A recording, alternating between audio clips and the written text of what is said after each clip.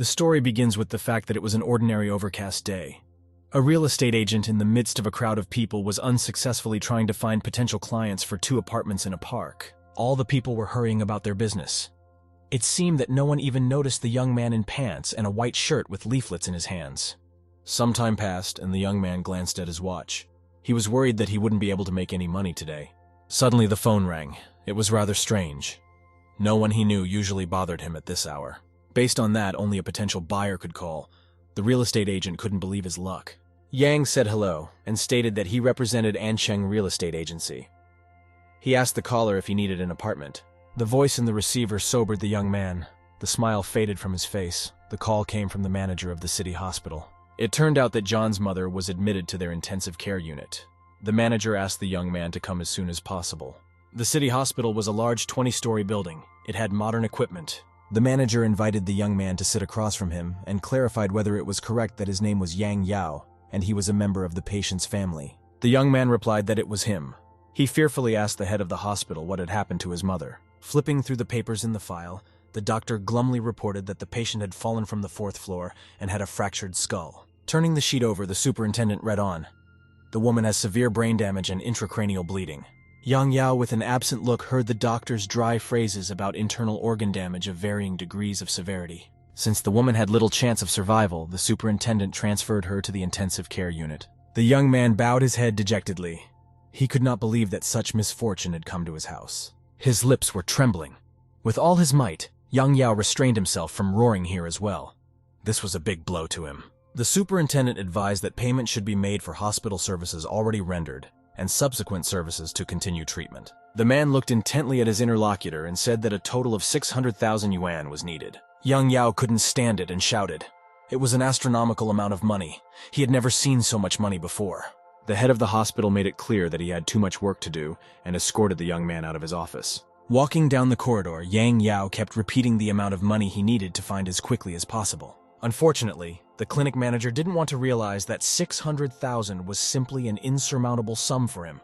In the real estate agency, Yang Yao only received a bare salary and could barely make ends meet, so this amount of money could not be dreamed of. The young man pressed the elevator call button and thought sadly that he had no relatives or friends and no one to help him. Already in the elevator, Yang Yao recalled his recent conversations and realized that there was nothing to count on social support. As the elevator doors closed, the young man looked up at the ceiling and shouted that he simply had nowhere to get that 600,000. Yang Yao angrily hit the elevator button indicating the 5th floor. Suddenly something sparkled. The young man realized that this was not good. There was an unintelligible sound, and an electric current ran through the entire elevator control panel. The young man jerked his hand away. The lights in the elevator began to flicker, and after a few seconds they went out completely. The young man was not happy about it. Suddenly, the real estate agent felt his body being pulled rapidly downward. There was only one explanation for this. The elevator itself was hurtling downward at an alarming speed, even though the power supply had not been restored. The young man shrieked. Grasping the elevator handrail, Yang Yao hoped that the elevator had not broken. In that case, all he could do was pray. Rapidly changing each other, floor designations appeared on the elevator's internal scoreboard. From the 5th floor, the young man reached the basement. The last digit the young man could notice was labeled B. This meant the 4th underground floor. A short beep sounded, and the elevator stopped. Yang Yao gazed at the elevator doors with interest. He didn't know what was waiting for him. The young man hadn't realized that the clinic had so many underground floors. It was quite strange. Yang Yao looked at the elevator itself incredulously. After all, it was riding completely without electricity, as if someone had moved it. Moreover, there were buttons on the remote control that were only responsible for moving 2 underground floors. The real estate agent's body began to shake.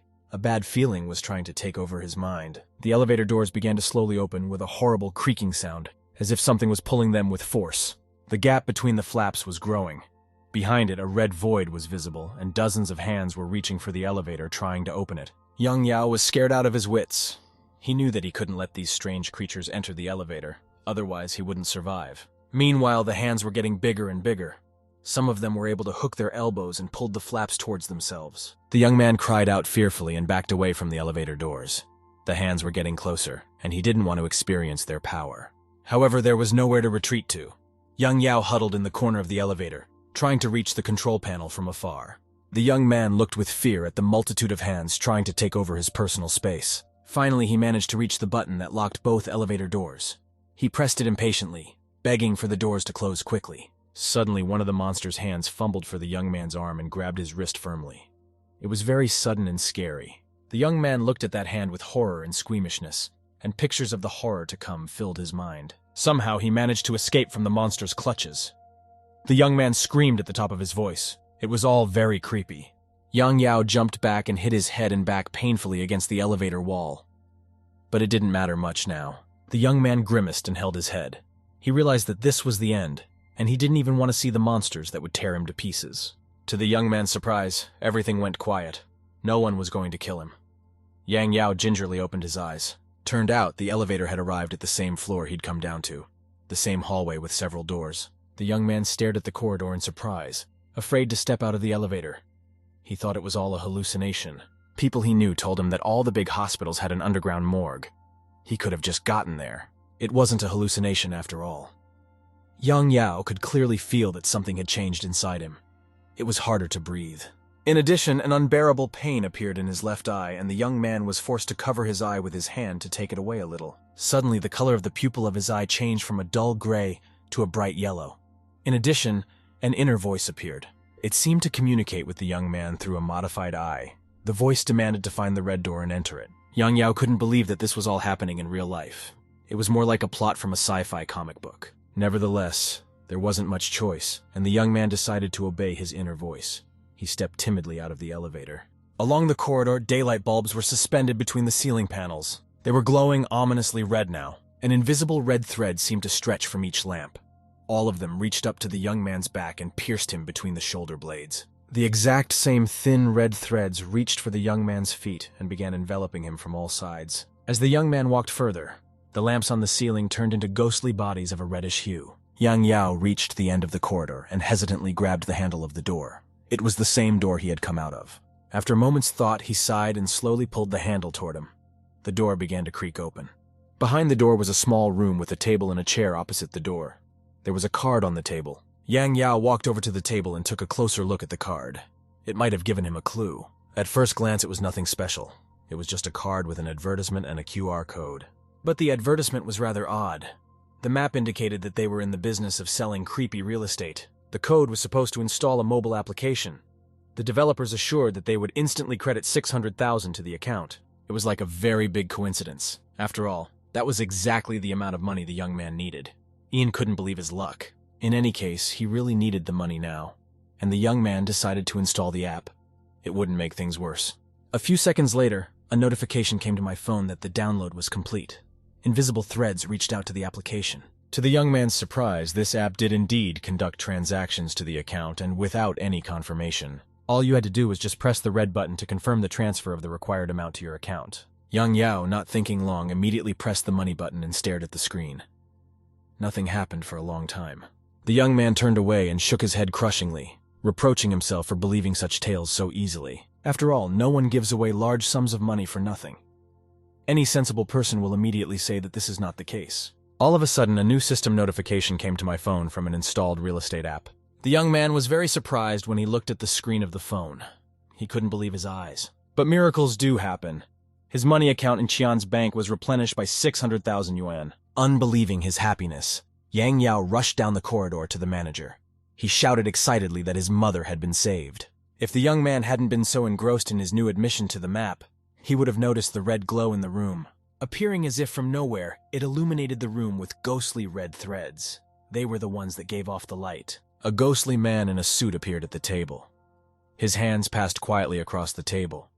There were red monsters hanging from the ceiling. The hard day was finally over, and it was safe to go home to his gray, unassuming apartment. Yang Yao slammed the door of the apartment. Anyway, he managed to find the right amount of money for his mother's treatment. The young man was so tired that he flopped down on the soft couch without undressing. He could have slept for several days as a rest. Closing his eyes, Yang Yao heaved a sigh of relief. All these strange events were finally over. At times, he was very scared. Despite the fact that all expenses were paid, the young man understood very well that he would have to spend a lot more money in the future. Suddenly, a cell phone rang. Yang Yao didn't even know who it was. The caller chose to hide his number. He looked at the phone warily, unsure of the best course of action. He wanted to get some rest. The more he looked at the hidden number unknown to him, the more the feeling of unease in his soul grew. Yang Yao did the easiest thing. He simply turned off his phone, saying that he just didn't want to talk to anyone today. Now the young man could afford to relax. No living soul could disturb him. He spread his arms and closed his eyes. Suddenly music played from the turned-off phone. Yang Yao immediately woke up. This is definitely not something like this, and bewilderedly noticed that it was the hidden number calling again. Yao picked up the receiver with trembling hands and fearfully put it to his ear. But there was only a loud hiss in response, as if something had begun to phonate. After which, nonetheless, a voice spoke out that he was an employee of a company, Creepy Real Estate Sales. Ian thought it had something to do with that app, but he didn't understand why they were calling him. Then the phone started making that extremely annoying hissing noise again. The employee stated that the system had detected a credit to his account, amounting to 600,000 yuan, and the money provided by their platform is exchanged for a certain currency. Yao realized he had to return the money. The operator went on to say that if the exchange currency did not arrive on time, late interest would be charged, and each month 10% must be repaid, and there is a different minimum installment for each week. You only need to pay back in the hell currency available on this platform and ask not to delay payments. Ian realized that free cheese is only in a mousetrap, and no one would give him so much money for nothing. Our hero tried to clarify all the rules and nuances to understand the situation to the fullest. However, the officer repeated to him the request for timely payment.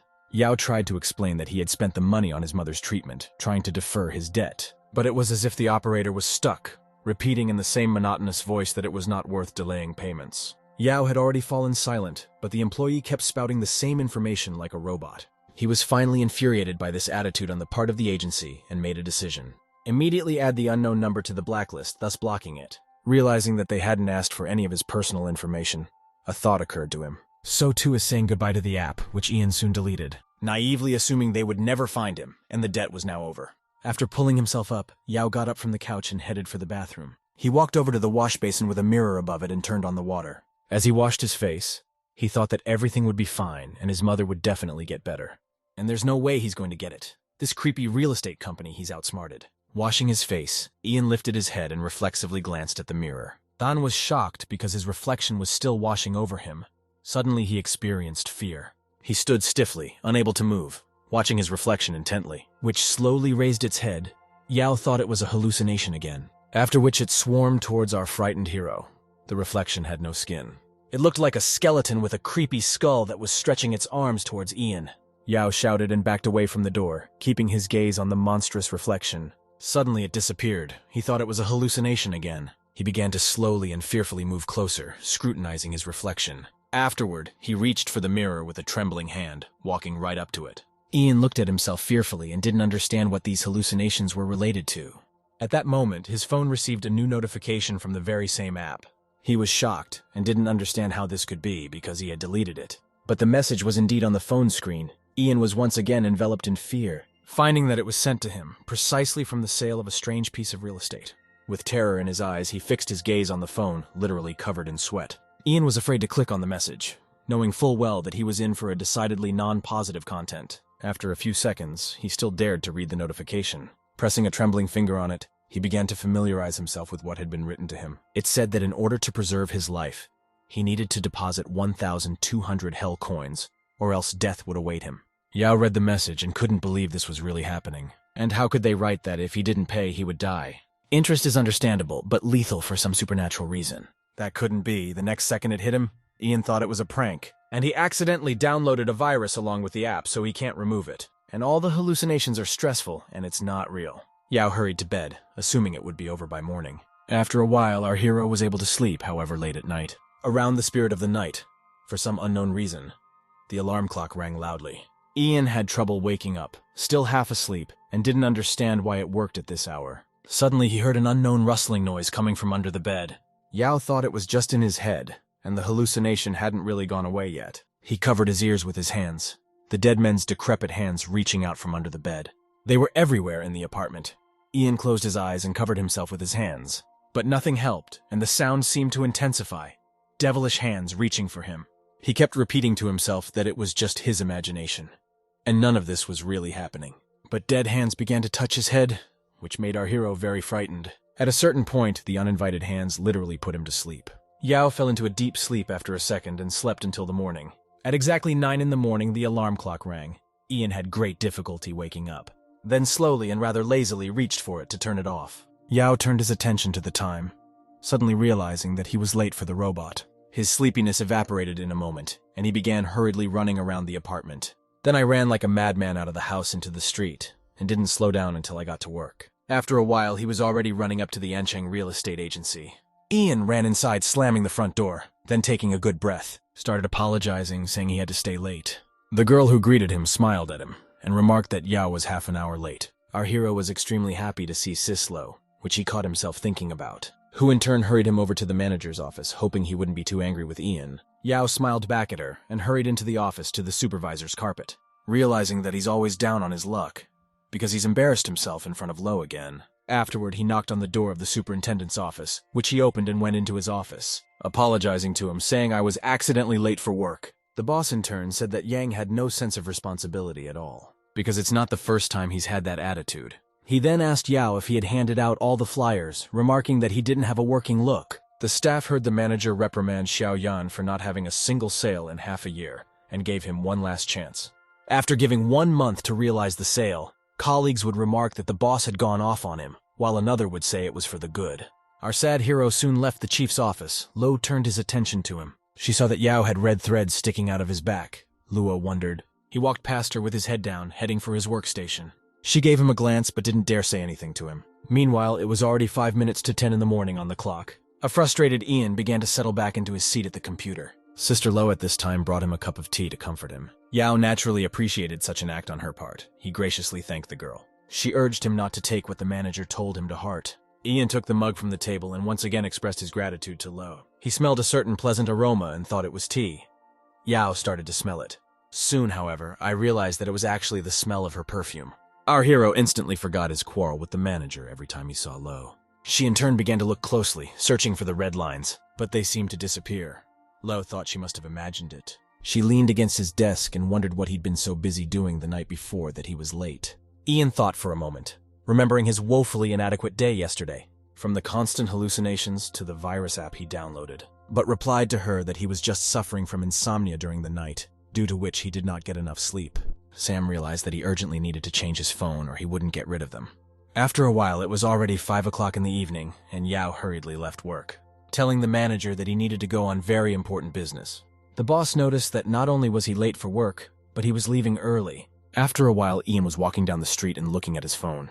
Realized he needed to be changed as soon as possible so he wouldn't be harassed by the agency again. To meet him, a young father was carrying his 1-year-old child in a stroller, who in turn turned his attention to our brooding hero, and began to cringe at what he saw. The kid didn't understand what exactly he was seeing, but he continued to stare intently at Ian without breaking his gaze. His eyes reflected a huge red cloud over Yao passing by. Red threads stretched from his back to the sky, and souls could be seen in the mist. Meanwhile, Ian was confidently approaching the appliance store, walking into which he began to look at the various models of phones through the display case. Yao took a very long and careful look at their characteristics. The disgruntled salesman looked at him with distaste, then asked if he had picked anything out, since he'd been stuck in the store for half a day. Jan replied that he wanted a certain model, and pointed his finger at one of the phones. The merchant said that since he was exchanging the old for the new model, he was due a discount of 200 yuan. Our hero hurriedly inserted the SIM card into his new phone, after which I turned it on and immediately started checking out the different functions. The model's operability was just as satisfying. He sighed with relief, realizing there are no viruses on it and no one will terrorize it anymore. Literally that very second, he got a notification on his new phone from a creepy agency. Ian was shocked. He genuinely didn't understand how this was possible. After all, it's a new model he just bought, and he hasn't had time to do anything yet. Our hero clicked on a message that popped up, reminding him of an urgent payment. With only 5 days left until the end of the week, Yao was perplexed. He was trying to figure out how this app could have transferred to the new phone. Looking up at the salesman, he saw that he looked rather strange. He stood silently with his head down and did not move, as if he had fallen asleep. His skin color was like a dead man's, and made an incomprehensible sound while doing so. Our protagonist slowly made his way towards him. He inquired if he was all right. For a while longer, the merchant continued to ignore the worried Yao, after which he suddenly let out a wild roar throughout the store, his eyeballs turning black in color with red pupils inside. Leaping over a glass display case of phones, he pounced on Ian, thus dropping him to the floor, and began to squeeze his hands around his neck. Yao felt like he was short of breath. He tried to fight him off, but nothing worked. The zombified salesman was extremely strong. Ian tried to scream. At that moment, he heard someone call out to him. Yao opened his eyes, and found himself lying on the floor.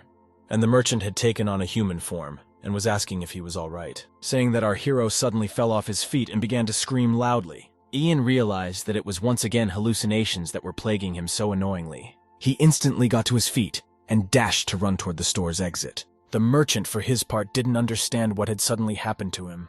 Yao ran behind a high-rise building and leaned against the wall trying to catch his breath. He began to realize that until he got those hellish coins back, he wasn't going to be able to get rid of the app. And from those pesky hallucinations that reminded him of his duty, he decided to accept the rules of this app's game after all. Ian pulled out his phone. At this moment, his pupil once again became bright yellow in color. He began to experience an incomprehensible feeling. After which I went into the app because I didn't fully understand it. Yao had read that upon completion of a mission, one could get an apartment, the area of which depended on the difficulty of the mission. And also to increase their level in addition, it was possible to sell the apartment received for coins of hell, and then pay back the debt with them. Ian's point is that apartment trading is his direct responsibility at work, and studio apartments have levels, from 1 to 5 stars, and the more stars, the higher the difficulty of the task. Our hero decided to try his luck by taking the easiest mission first, the point of which was to come to the apartment at 10 o'clock, and after the cry of the cat, close your eyes and hold out until the second cry. 5 days later, Ma was outraged that the manager suggested he take the bid of the 40th house of Cyan Park. He said that not a single apartment could be sold there, and everyone was in a hurry to move out of there, persuading the boss not to take this application. But the supervisor said that if they don't take it, they won't get any results in the current quarter, saying that their business is already bad. Adding that he believes in Ma, as he is the best employee in their company, the manager tried to cheer him up. He in turn left the manager's office feeling upset. On his way out the door, Ma began to ponder how he would fulfill this order. He turned his attention to Ian, who was sitting at his workstation. A thought crossed his mind. A smiling Ma hurried over to Yao's desk. Walked up to whom, put in his bid for the 40th house in Cyan Park. The protagonist asked what business Mr. Ma had with him. He said that Xiaoyang has not sold a single apartment in half a year, whereupon he decided to give him this order as his aid. Yao couldn't believe his luck had smiled on him. He began to thank Ma, who in turn, satisfied with himself, was in no hurry to go for a smoke break, which Lo found rather odd. She glared after the wily Ma, then told Ian that he couldn't share the application so easily, asking him to look at the address of the house. Our hero saw that it was the 40th building in Cyan Park, apartment 304. Lo asked again, questioning if the 40 building with the 304th apartment was accurate. Yao confirmed in surprise, and wondered in return what the big deal was. She said that no agency would take on this neighborhood, much less the house, because the building was unclean. Ian promptly interrogated in what sense it could be unclean. Lo replied that the landlady of that 304th apartment had come by and asked for help in selling it. And when she asked what the desire to sell the apartment was related to, the woman did not want to say, but under pressure, Lo told everything. Turns out there's some kind of evil thing above her apartment. Ian was getting uncomfortable with Lo's storytelling, but he kept listening. She said that every night at 10 o'clock, there were strange scratching sounds coming from upstairs, but no one had lived in that apartment for a month. And even more horrifying, there's someone's hair hanging from the ceiling of her bathroom.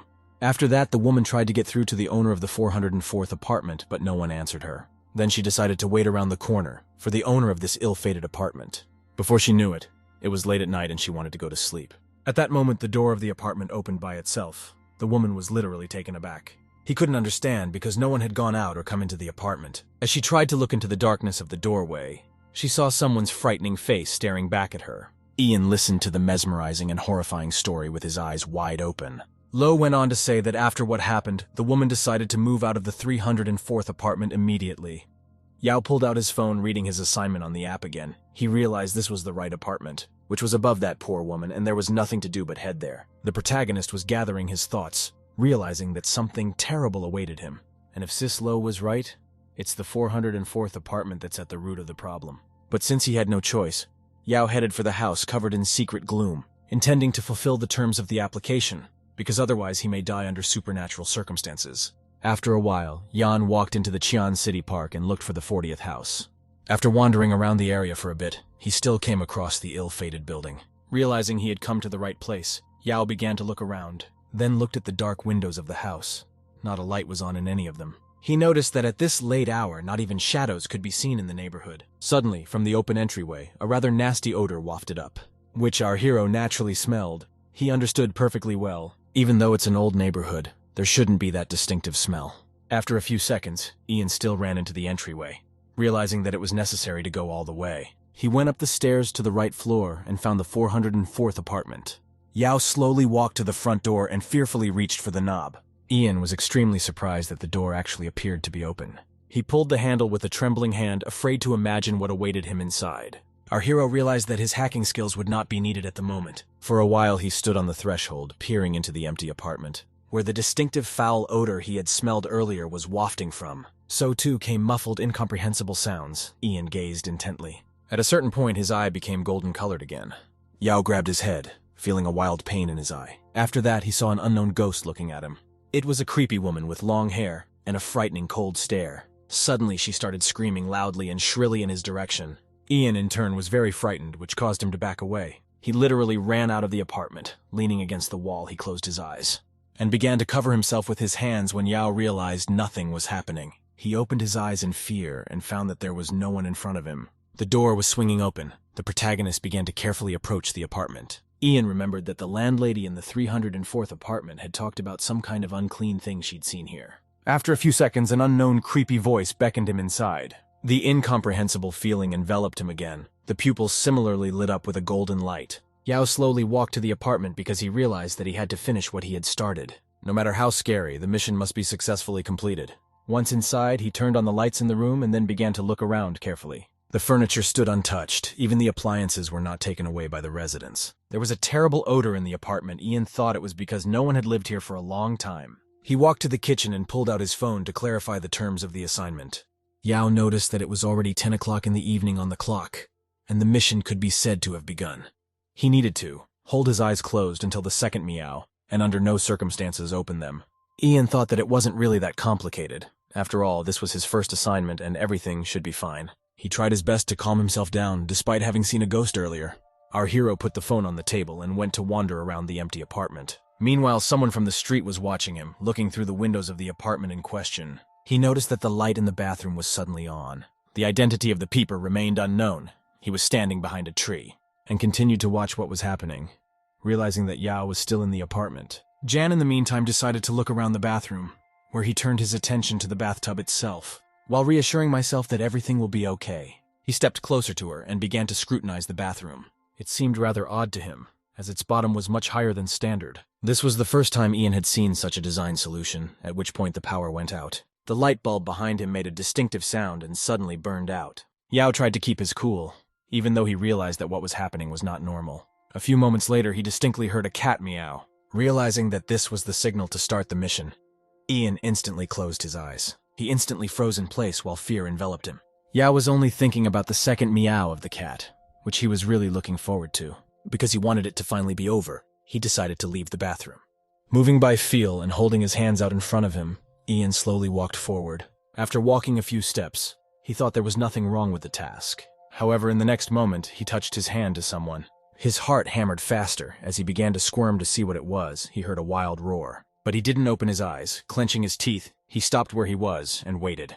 Ian realized that being left in pitch darkness, creepy thoughts always crept in. Needing to calm down, he tried to breathe evenly. Then, just as leisurely, he headed into the living room, sticking to the walls. Yao continued walking forward, assuming he was now in the living room area. However, he was still the same in the hallway. He walked leisurely onward. The protagonist found this rather odd, as he had been through enough. But never reaching the living room or bumping into the wall, Ian kept walking. He started counting his steps. A red cloud appeared around him, which he naturally couldn't see, and walked straight on. After counting the 10th step, he hesitated and decided to stop where he was. After all, the apartment was small and the hallway was about 2 meters only. But after walking 10 steps, he still hadn't made it to the living room. At that moment, another thought occurred to him. He started counting the seconds, and literally rushed forward, running a few dozen meters. After counting 300 seconds, Ian was at a loss, because he had been running in a straight line for 5 minutes. And the corridor in turn didn't even think of ending. It was like a delusion. As if he was being led around in circles, Yao didn't know how to get to the living room.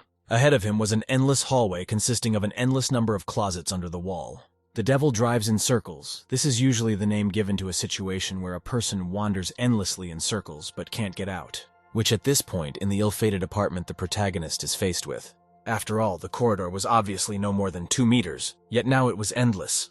Ian thought about the fact that he needed to open his eyes for a second to realize what was wrong. However, he did not do it, because he realized that in this case the mission would be failed. All he had to do was hold out until the cat's second beep. He tried to pull himself together. Relieved that it was only the first level of difficulty, at that moment his phone rang. Hearing the painfully familiar ringtone, he realized that it was indeed his phone. And when Ian first came into the apartment, he left it on the table in the living room, which Yao still couldn't get to. He suddenly became aware of. Once more reflecting on the expression, the devil drives in circles. For this is what happens when one is lost in pitch darkness, and couldn't determine the right direction on his own, falling into the trap of his own disorientation. However, the sound of his phone could point him in the right direction, which he took advantage of. Immediately running to the sound of the tune, assuming it was his only way out of the situation, Ian couldn't understand how he had managed to get lost in such a small space, but he had a guiding star in the form of a ringtone that he was getting closer to. The sound was also getting closer. Eventually, Yao fumbled for his phone on the table, grabbing which, the ringing stopped instantly, which was rather odd. He decided not to run anywhere else, but to fumble for a chair and sit down on it, which Ian eventually did so as not to get lost again. Our hero began to wait for the cat's second squeal, at which time the bathroom door suddenly opened, from which a foul odor wafted and a red cloud could be seen. At the same time, there was an irritating sound, as if someone was scraping his fingernails on the wall. A nasty sound came from the bathroom. It started to get closer. His volume increased accordingly. Ian tried to figure out what was going on, but he still didn't dare to open his eyes. Other distinctive walking sounds were added, after which suddenly something shattered. Yao wanted to know what it was, even though he was very scared. The sounds became more intense, adding to the already malevolent atmosphere. Meanwhile, the ghost began its movement towards our hero. Ian began to listen carefully to the unknown knocks. Climbing out of the bathroom, the ghost stood on his knees and looked at Yao, which in turn continued to sit on the chair waiting for the cat's signal. It slowly crept down the hallway, thus creating unpleasant rustles, which was extremely disturbing to Ian. He was literally sweating with fear, but clearly he wasn't going to give up. The monster was getting closer with each passing second. Nervous Yao tried his best to calm himself down, but he failed. Because the sounds were as close to him as possible, he realized something right beside him, which literally made my blood boil in my veins. My thoughts began to jumble. He thought he shouldn't have stayed here. Suddenly his eyes started hurting again. The hand of the introduction was near his leg. Yao froze in place, repeating to himself that everything would be all right. The protagonist begged for a cat signal so that this would all be over soon. The unpleasant odor began to grow stronger. The sound stopped at some point. Ian realized it had stopped or was already in front of him. He didn't know how much time had passed. It felt like hours. Yao exhaled, thinking he might just be imagining it all, like with hallucinations. After all, a person in a state of high stress and tension becomes overly sensitive to everything. And even to exaggerate what was happening, Ian listened to his own heartbeat. He could feel the direction of the airflow in the room, in which there was a sepulchral silence, with only her hair touching his shoulder, to which he was extremely surprised, but it was someone else's hair that he could feel, as if on purpose, standing at his back provoked him. Ian was well aware that his hair wasn't as long, which made him more nervous. An eerie chill ran down the back of his neck. It was as if he could hear quiet breathing. The irrepressible ghost didn't budge, which strained the protagonist. Yao assumed there was someone behind him, but he couldn't turn around and look. Otherwise, things would have ended extremely badly for him. The ghost in turn began to lean even lower so that the hair literally lay on Janu's back, which of course our hero noticed, and which only made him more scared. It kept pestering Yao in every way possible, but he didn't give in to the provocation. After a few moments, the ghostly girl screamed loudly. Ian instantly covered his ears with his hands and clenched his teeth to endure her cries. Yao thought it was an illusion he had conjured up out of excitement, trying to calm himself down. Meanwhile, the ghost raised its decrepit and ugly hands. As if intending to harm him, Ian struggled to hold on. At that moment, a cat finally mewed outside the window. He breathed a sigh of relief, thinking it was over but still afraid to open his eyes. Sitting in thought, Yao wanted to finally make sure everything was gone. The frosty shiver on his back was gone, the disgusting hair just as gone. Ian fearfully began to open his eyes, hoping it was over. However, when he saw the horrifying picture in front of him, he realized that this was not the end.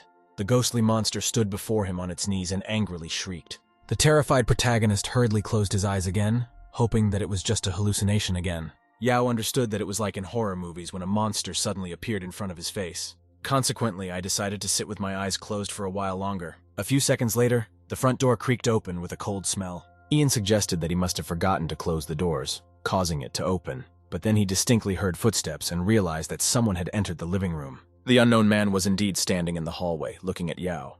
He heard someone start to approach him while keeping his eyes open, because I couldn't tell if the mission was over or still going on. The unknown man walked even closer to Ian and stood across from him. He in turn detected a dark silhouette but hesitated to open his eyes. Yao still decided to peek with one eye at what was going on and saw an unknown person in front of him, who swung an axe at him. Our hero was horrified at what he saw. The unknown man asked John if he understood everything about the apartment. In response, an uncomprehending Yao looked at him questioningly. In turn, the distraught man struck with an axe our hero managed to dodge. Thus, the blow came to the chair, Ian crawling aside. Whereupon, on rising, he asked him what was going on. But the unknown man silently headed in his direction. Yao ran to the front door, which turned out to be locked. He kept tugging nervously at the handle, which was a futile endeavor. A frightened Ian didn't know what to do. Meanwhile, the madman came up behind him and tried to hit him with an axe. Yao slipped away from him again. This time the door took the brunt of the impact. Ian ran towards the bathroom, running into which he realized that he was at a dead end and there was no escape route. He didn't know how to get out. Yao began to hastily ponder what could be done about the situation. However, the crazy man was already approaching him. There was fear in Ian's eyes, which the unknown man was well aware of and saw. He slowly came closer. Yao began to nervously ask why the man wanted to kill him and what was even going on.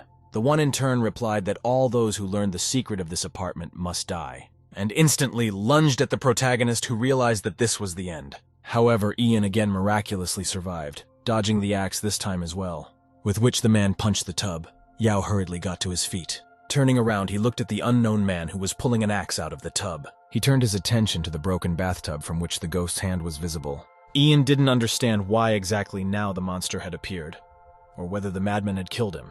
Above which the man stood. For the moment, he stopped chasing after Yao. Looking into the tub, the man seemed to be thinking about something. Ian was shocked at this turn. He didn't expect to see a dead man who was probably buried under the bathtub, which he said to the unknown man, who in turn turned to him smiling. He said that's exactly what it was like, suggesting that Yao would be next. And the same irreversible finale awaits him. Ian looked at him apprehensively. The madman stated that he didn't know where to hide his body yet. He began to list all sorts of options. Throw it in the river, or feed it to the dogs. Yao felt a piercing chill run down his back. Fear was literally overpowering him. The man began to slowly head in his direction, saying he had figured out where to put his body, adding that he would bury him within the walls of this apartment, at which point he swung at Jan again with the axe, who in turn slipped on the floor at the wrong time. The assassin swung his axe above his head, at which time his leg was grabbed by the dead man's hand, thereby knocking him off his feet, something the distraught man clearly didn't expect. The axe flew out of his hands, falling next to Ian, the dead man still holding it. Yao crawled to the side and watched. The assassin tried to stand up, saying that someone grabbed his leg, thus preventing him from doing so. Ian realized that it wasn't a hallucination, and he had really been grabbed by the corpse's hand. But how could such a thing be true?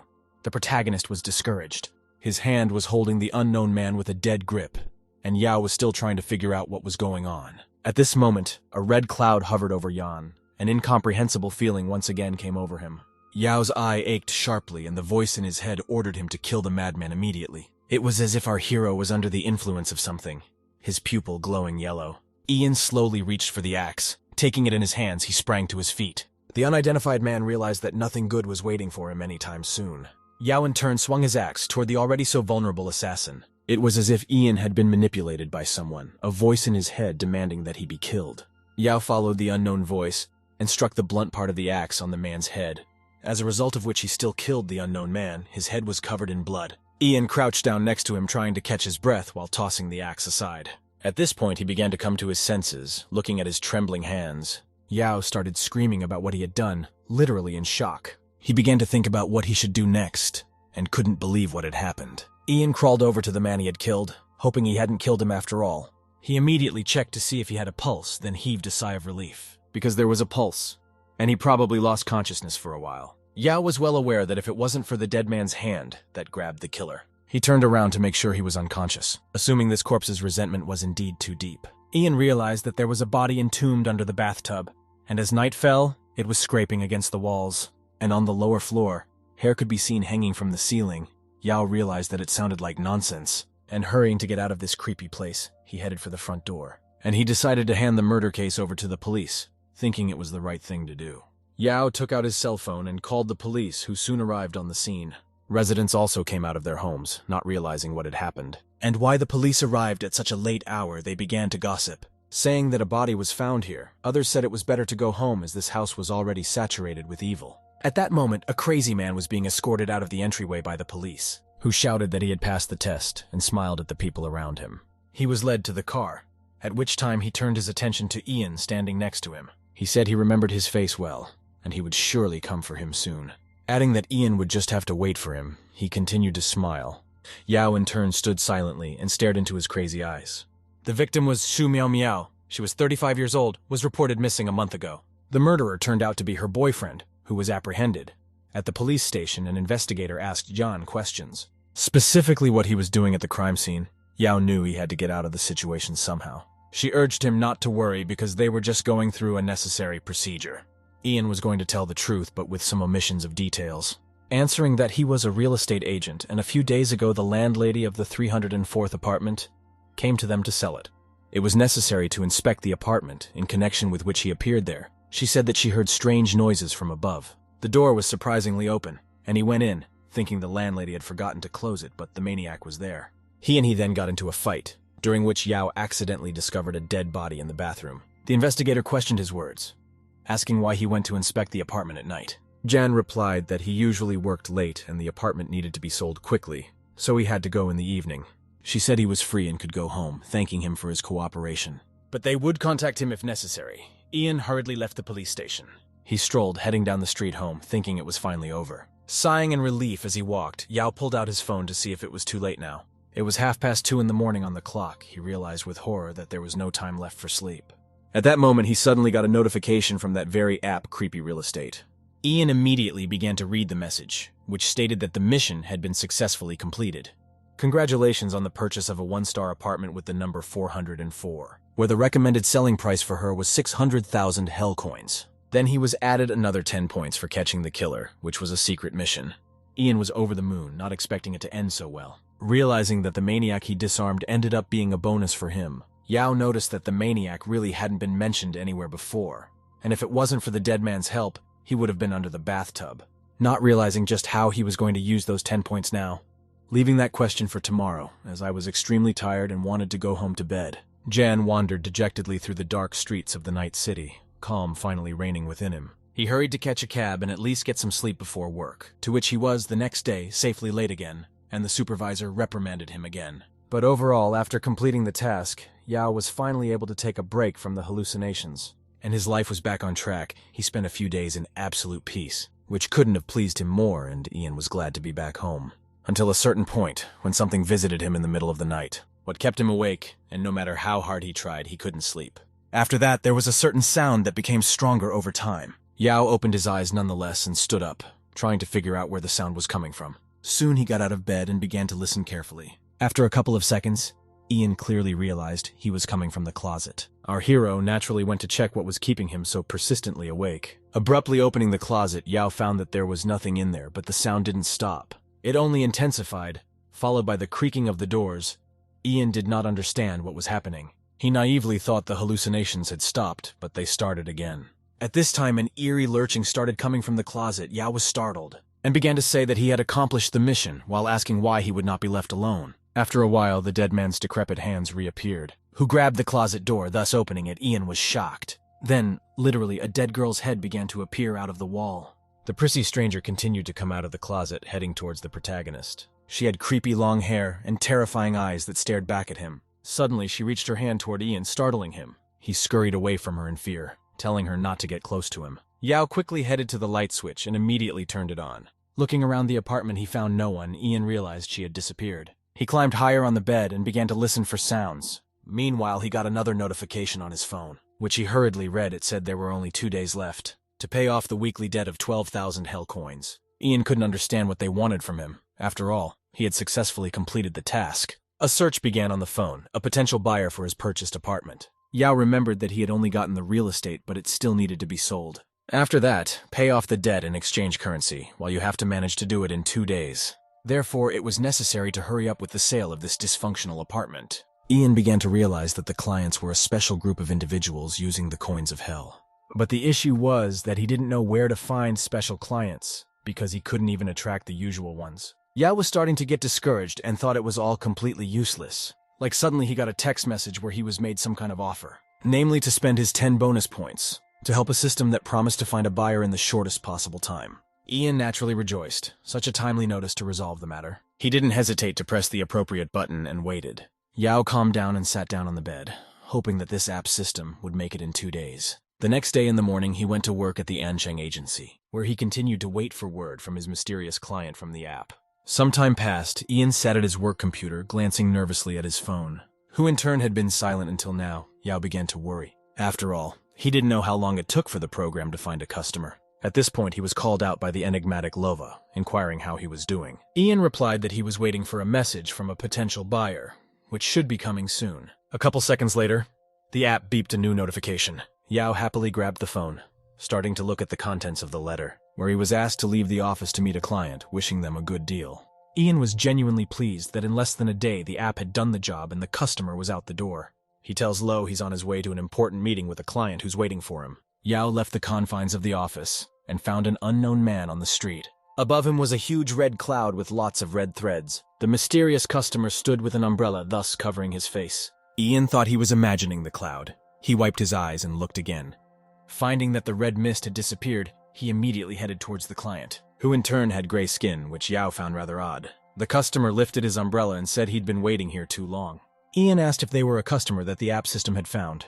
The man responded positively, asking Yao to follow him into his car. Our hero graciously agreed, but didn't understand why he needed an umbrella in clear weather. The customer opened the back door of the car and politely invited Jan inside. Yao noticed that he had a rather expensive auto, making him feel like a customer. Meanwhile, Ma passed by and was surprised to see this picture.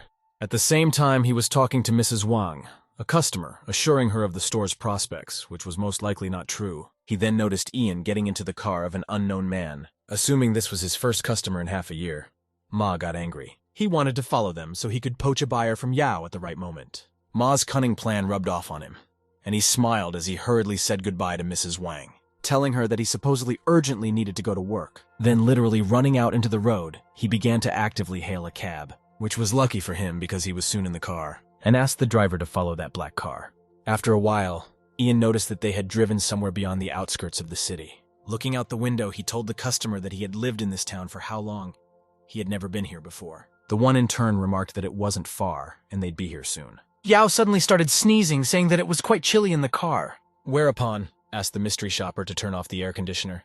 He replied that the air conditioner was off. Ian was surprised and didn't understand why it was so cold. The protagonist began to look around for a source of cold. He then noticed some smoke coming from the customer. Yao didn't understand why this white smoke was wafting from him, or how it could be. The mystery shopper calmly continued to drive the car. Ian in turn became extremely curious about what was happening to him. He reached out a hand to his client and gently touched his icy shoulder. Yao pulled his hand away abruptly, finally convinced that he was the one who was cold. At this point, the customer abruptly stopped the car in the middle of the road. Ian didn't realize what had happened and started looking out the window. The mysterious man turned to him. He said they had arrived at the designated spot and got out of the car. Yao just as leisurely got out of the auto and looked around, not realizing where he was. He noticed that when they first drove out, it had been sunny. Now it was getting quite cloudy. There were also no streetlights along the road, which also seemed odd. Being in a vacant lot on one side and a couple of high-rise buildings on the other, the client approached the building and said they should go into a tunnel in the wall of the house. Ian realized that it was all rather strange and creepy-looking. He began to doubt the buyer's intentions, but since he had no choice, Yao still headed into the tunnel but literally stepped one step. He began to feel an incomprehensible sensation, and after a few seconds, his left eye ached badly, turning a golden color again. Ian grabbed his head and as always waited for the pain to subside. It suddenly dawned on him that his left eye hurt just when danger awaited him, and it happened every time. In that sense, he was always stable. Yao was beginning to realize that maybe nothing good was going to happen now.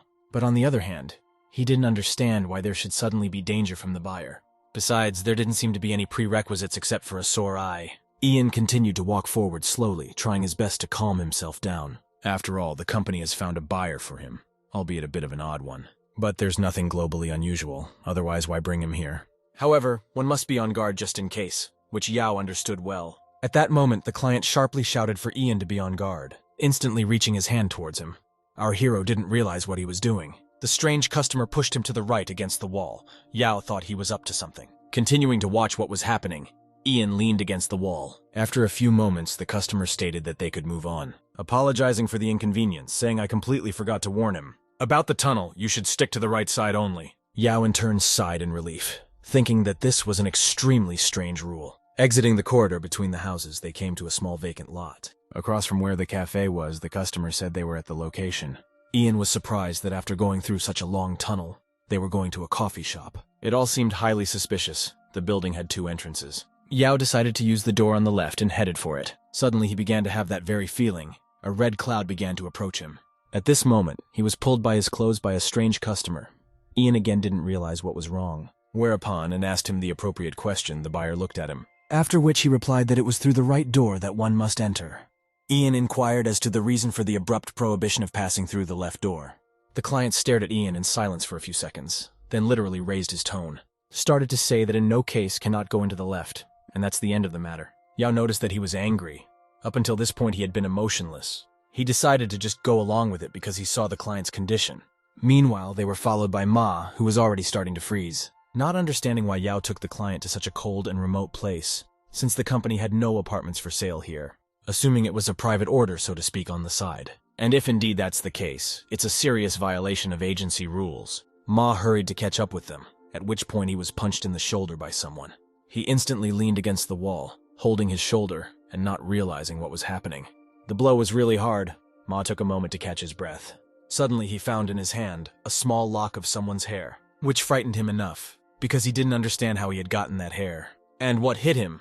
Ma became creeped out by what was happening, at which time there was a distinctive sound. It was as if someone was walking behind him, purposely scuffing his feet on the ground. He turned back immediately, and from what he saw, he literally went into a state of tremors. Instantly sweating with fear, he felt like he was losing his mind. Right in front of there was a huge line of unknown people, who were all dressed alike and with gray skin. Ma blurted out how they got here and what was going on. One of them suddenly stepped out of the line before slowly turning around and looked Ma in the eye. He in turn became uncomfortable. After that, he headed towards Ma, who didn't know what to do. He literally became like a baby, almost crying and screaming loudly. The ghostly man raised a wild roar and reached a hand toward him. Ma immediately rushed back, shouting that he was being chased by monsters. Running out of the tunnel, he was horrified at what had happened and was breathing heavily. Then turning back sharply, Ma found that no one was there anymore. He stared into the gap between the buildings, realizing that they had all suddenly disappeared. But he could clearly see a chain of people following each other. Then he thought he was imagining things, thinking that everything was fine. Ma wiped his eyes and taking another look, laughed to himself. He thought that from fatigue he was already hallucinating. Then he still walked carefully through the tunnel and came out to that cafe, into which John and the mysterious customer walked. Ma looked around. He turned his attention to the two doors in the coffee shop and was deciding between the two. Deciding to follow the standard thinking because usually men go left and women go right. Ma walked to the left door, already excited to catch Yao in the act of doing his dirty deeds. Pulling the handle, he began to open the doors, behind which he could see a red light. Ma in turn hurried inside the pitch darkness. He had no idea what awaited him. There was a long corridor in front of him. At this moment, a chill reeked, followed by a disgusting odor. Ma covered his nose with his hand. He had no way of knowing why they would go to a place like this to make a deal.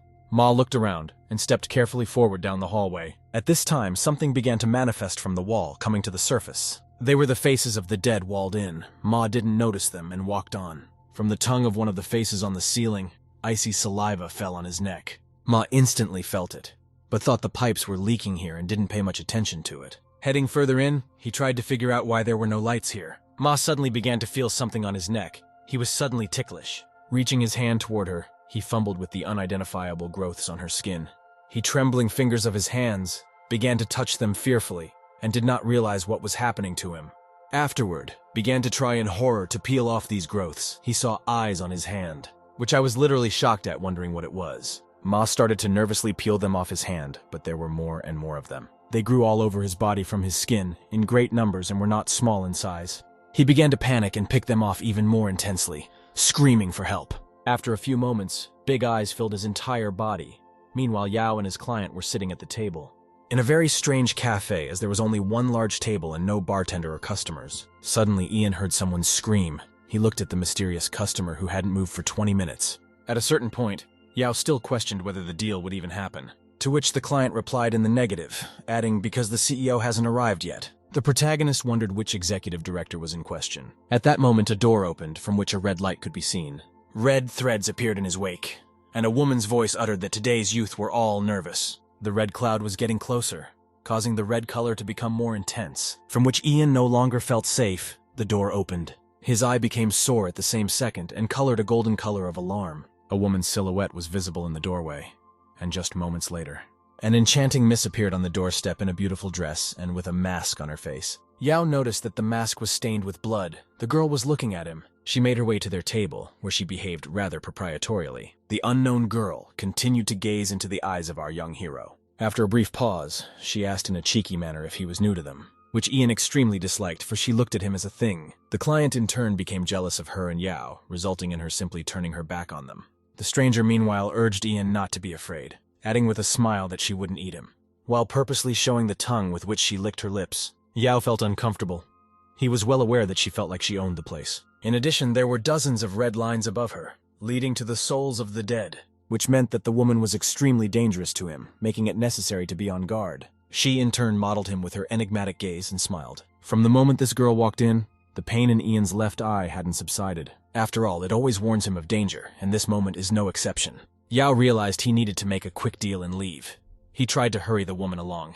The mysterious stranger remarked that he was rather impatient. Then she asked him to show her the apartment code on the assignment page she needed to scan. After carrying out all the necessary procedures to his phone in the app, came 18,000 coins of hell. Yao was surprised, since the deal was made by simply scanning the QR code. He couldn't understand how the app was getting apartments. A couple seconds later, he got another message saying that he was now level 1. Yao was truly happy about that, even though he didn't know what advantages it would give him. The girl came closer and congratulated him on his level up, saying that he could take more difficult apartments from now on. Ian's interest was still piqued. He wanted to understand what was really behind this app. Apparently, they used these apartments to cover their real business and chose it to suit their evil designs. And as soon as Yao completed the task, they would somehow, unknowingly, get a new apartment. So what, in fact, was behind this mysterious app? Ian couldn't stand it and decided to find out from her. He asked sharply what kind of organization they were. The girl stepped closer to him and covered his mouth with her index finger, urging him not to ask such questions because his level is too low. Then turned to the customer and asked him to escort their guest, calling him Customer 43. She moved closer to Yao and literally hugging him from behind said, since he's new, she'll give him one friendly piece of advice, absolutely free. Working as an agent in creepy real estate, you need to keep a low profile. Otherwise, his advances might try to steal. Yao carefully turned to her, after which he hastened to leave the establishment, in company with a silent, pale man. After a while, Ian was already strolling through the streets of the city. Pulling out his phone, he made sure the next week started tomorrow. But he had no bonus points left for the second mission, so he had to find a buyer on his own. Going into the app, Yao found that a 2-star apartment became available to him, which was located in the Yinshan Mountains. He soon took an order to sell this property. At that moment, a flock of crows began actively circling above him, carping loudly in parallel. What Ian couldn't help but notice, he stopped and looked up into the sky. He saw lightning flashing in the distance. Then thunder began to roll. One of the lightning bolts struck right in front of him. Yao jumped back frightened. He didn't understand what was going on, or what the sudden change in weather had to do with it. At this time, he noticed with his side vision an elderly woman off to the side. She was sitting on the ground, burning paper ships in a large basin for some reason. Afterward, the woman mouthed into the void that her family had been in heaven for a long time, whom she missed very much. Adding that there were only ghosts left, Yao thought she didn't relate to the weirdness happening to him, and walked past her, thinking there had been too many signs since he'd taken the new order. Ian decided to familiarize himself with the new assignment and immediately picked up the phone. Going to the application, he read the following: that at 10 o'clock in the evening, he was obliged to come to the old building in the mountains of Yinshan, and if he survives until dawn, the mission will be completed. Plus, he'll get 10 units of experience for every person alive. Ian decided to look at the map the app was drawing him. He knew the mountain in question as Linjiang, but on the map it was called Yinshan. Yao remembered that not too long ago, a company was organizing a hike to that mountain, and there was only a resting gazebo near the peak. He hadn't seen any buildings there before, realizing he should hit the road early tomorrow. Meanwhile, Ma had regained consciousness with the sky in front of his eyes. He had a bad headache. He didn't understand what had happened or how he could have fallen asleep like that. Ma was in the middle of an unknown street. Rising to his feet, he looked around. He tried to recall the recent events, but he only remembered talking to Mrs. Wang yesterday, and nothing else. Meanwhile, Lo was recalling events that happened about a year ago. The day she encountered the inexplicable. She was crossing the street and nothing foretold trouble. A young guy walked past her, staring at his phone. Following him was a strange woman dressed in red. Lova naturally paid attention to her. She turned around and found a truck speeding down the road. Lo shouted out to the young man, warning him of the danger. But it was too late. The next second he was hit to death by a truck. She, in turn, frightened, fell to the pavement, seeing the bloody body of the guy in front of her. Lo realized that she had actually seen that woman in red, and that this accident definitely can't be an accident. She kept sitting in the roadway. The unknown stalking woman was like a harbinger of death. Lo had always been a stickler for materialism, and thought stories about non-entities, not serious. But from that very day, she realized how badly misguided she had been. Lu began to see strange things, which turned out to be hidden from the rest of the humans. Plus her contact with the supernatural spoke otherwise. It was as if someone specifically wanted to show her this, and preferred the young girl as a spectator. In turn, the family was concerned for her safety, and purchased a mascot for her. And the weird thing is, when she took that talisman, she stopped seeing things like that. Until she saw the same woman behind Jan. Luo knew she wasn't imagining it, and she had actually seen her, especially since Yao had changed lately. And the reason for this was most likely unclean forces that carried a direct threat. Ian, meanwhile, shut down his work computer and sighed heavily. Luo sat up next to him, wondering where he was going so early. Yao calmly replied that he had urgent business to attend to today and wanted to ask his boss for an excuse, realizing he had something terrible to do today that he couldn't tell her about. Luo glared back at him and noticed something really scary. On Jana lay a dark imprint that foreshadowed an imminent death. Staying in shock for a while, she couldn't utter a word, after which she gave him her talisman, placing it in the hand of a surprised Yao. He didn't understand why she chose to give him something. Ian held her talisman in his hands. The protagonist was truly grateful to Sis Luo. She looked at him smilingly. She said he's going through a rough patch, so she's giving him a protective talisman that will bring him good luck. Ian thanked her again, smiling back. He understood perfectly. With a protective talisman, he'll have a much easier time getting the job done. After a few hours, Yao headed towards Yinshan Mountain, noticing that it had a rather steep slope. As he began to catch his breath, he glanced once more toward its mighty peak. Afterwards, pulling out his phone and realizing it was pretty late, he breathed a sigh of relief. Realizing that I got off work on time, and was able to get there early. Even though it didn't look good from the outside, Ian remembered his atmosphere at work, where there was always a disgruntled yelling supervisor with one suspicious type Ma. Yao began to convince himself that life was far more important than this job. He pulled out his phone. Looking at the map of the app, he made sure he was in the right place. Ultimately, the Yinshan Mountain referred to in the mission is Linjiang. After a while, he climbed higher and stood opposite the staircase that led to the top. Ian realized that at this late hour, going to the top of the mountain alone was suicide. However, he had no other choice. Yao turned on the flashlight. Then he began to carefully climb the steps to the top, looking around carefully. Our hero remembered that the assignment said to go into the old building on top of the mountain before 10 p.m. At this moment, the bushes on the left suddenly rustled. Yao was startled and stopped. He began to peer around in the darkness, not realizing what it could be. The sound meanwhile moved to the other side, beckoning the curious Ian to follow. He was literally petrified at what he saw, realizing that the situation did not bode well. Far in the sky, could see like two red eyes. Yao didn't realize what it was. After a couple seconds, his eyes instantly moved closer to him. He was extremely frightened. Jan suddenly saw a cat in front of him, which started meowing. After that, she walked around him and drew attention to herself in every possible way. A surprised Yao realized that it was actually just a fat cat, which terrified him. He in turn hurried to the top. The stairs were very long. Ian was setting himself up for a long walk. All the more reason for him to make it before 10 o'clock at night, and no later. Yao wandered down the intricate steps in the darkness and looked around. He couldn't help thinking that because of that cat's fright, he was now seeing those red eyes. The ones following him, there were countless of them everywhere. Suddenly, Ian heard an incomprehensible sound behind him. He froze in place. Then he turned around but found no one. The sound of footsteps had also stopped. Yao thought he was imagining things, and started to climb further up the stairs. A couple seconds later, there was another sound. Like there was someone in the bushes again. Ian stopped again and began to listen. The sound followed him again. He immediately rushed forward to run. The sound once again hung behind Yao. Gradually catching up with him, Ian in turn did not think of stopping. He managed to get tired, trying to run away from the unknown sound that was chasing him. What was remarkable was that when Yao stopped, the sound also stopped. If he ran away, the sound would rush after him. But it didn't occur to him who might be following him at a time like this. He stopped suddenly and turned back while pointing his flashlight in the direction of the sound. But there was no one around, and the footsteps fell silent again, as if someone was playing with him. Ian continued to look carefully for anything noteworthy. But at this moment, there was a sepulchral silence in the neighborhood. Not even birds could be heard. Yao again decided he was imagining it, reassuring himself that he was the only one who could be here at a time like this. But the sound behind his back continued, and Ian could hear it quite clearly. He remembered that the news had reported a man missing on this mountain, and a rescue team had been scouring the area for half a month. But they found only the body of an unidentified man in the mountain forest, whose heart had been torn out like the previous victims. Ian realized that he had been carried literally to a cursed place for the night. Behind him, a whole crowd of dead people were coming up the stairs unhurriedly. He felt a little worse, realizing that he had gone unprepared himself. After all, he knew how dangerous these missions were. Yao still continued forward. He found it a rather strange fact that he had always been rational. But ever since he came across this app, he's had someone's voice in his head encouraging him to keep doing tasks. Ian couldn't get rid of it, so he decided to accept the rules of the game, or it awakened what was slumbering inside him.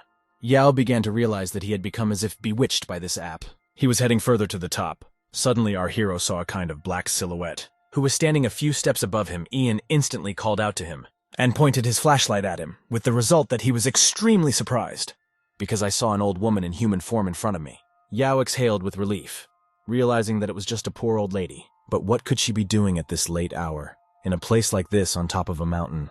At this point, an elderly grandmother began to move closer to him, asking for his help. Ian was surprised, then wondered what he could do for her. She told a horror story about a missing granddaughter from last night who had gone missing on that road. But she never came back, and the old lady can't find her. Yao thought she wasn't lying and needed to help her.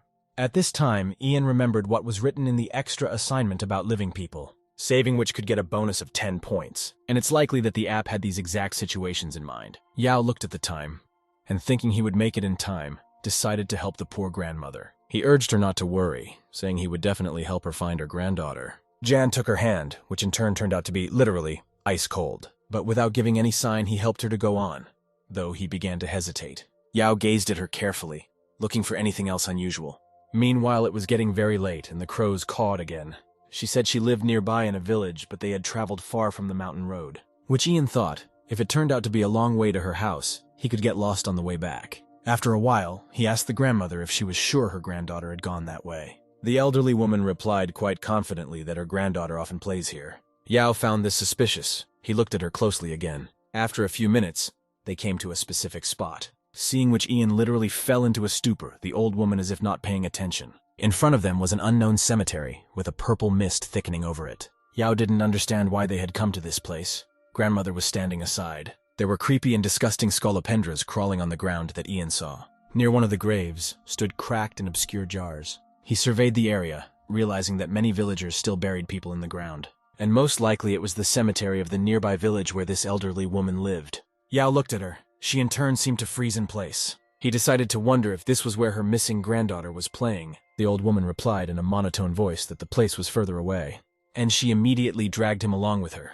Ian was once again convinced that it was all suspicious. After all, normal people don't go to such places by themselves, especially late at night. Because of this extra task, Yao decided to help the woman after all, which I was beginning to regret, assuming that I might have dug my own grave in this way. Our hero decided to leave after all, sensing some sort of danger ahead. As such, he began to pull out his hand, which the older woman clutched ever tighter. He tensed and kept releasing his hand, Grandma pretending nothing was happening. She just leisurely walked on. Suddenly Yao started to panic. But he didn't make any sudden movements, realizing that something was obviously wrong here.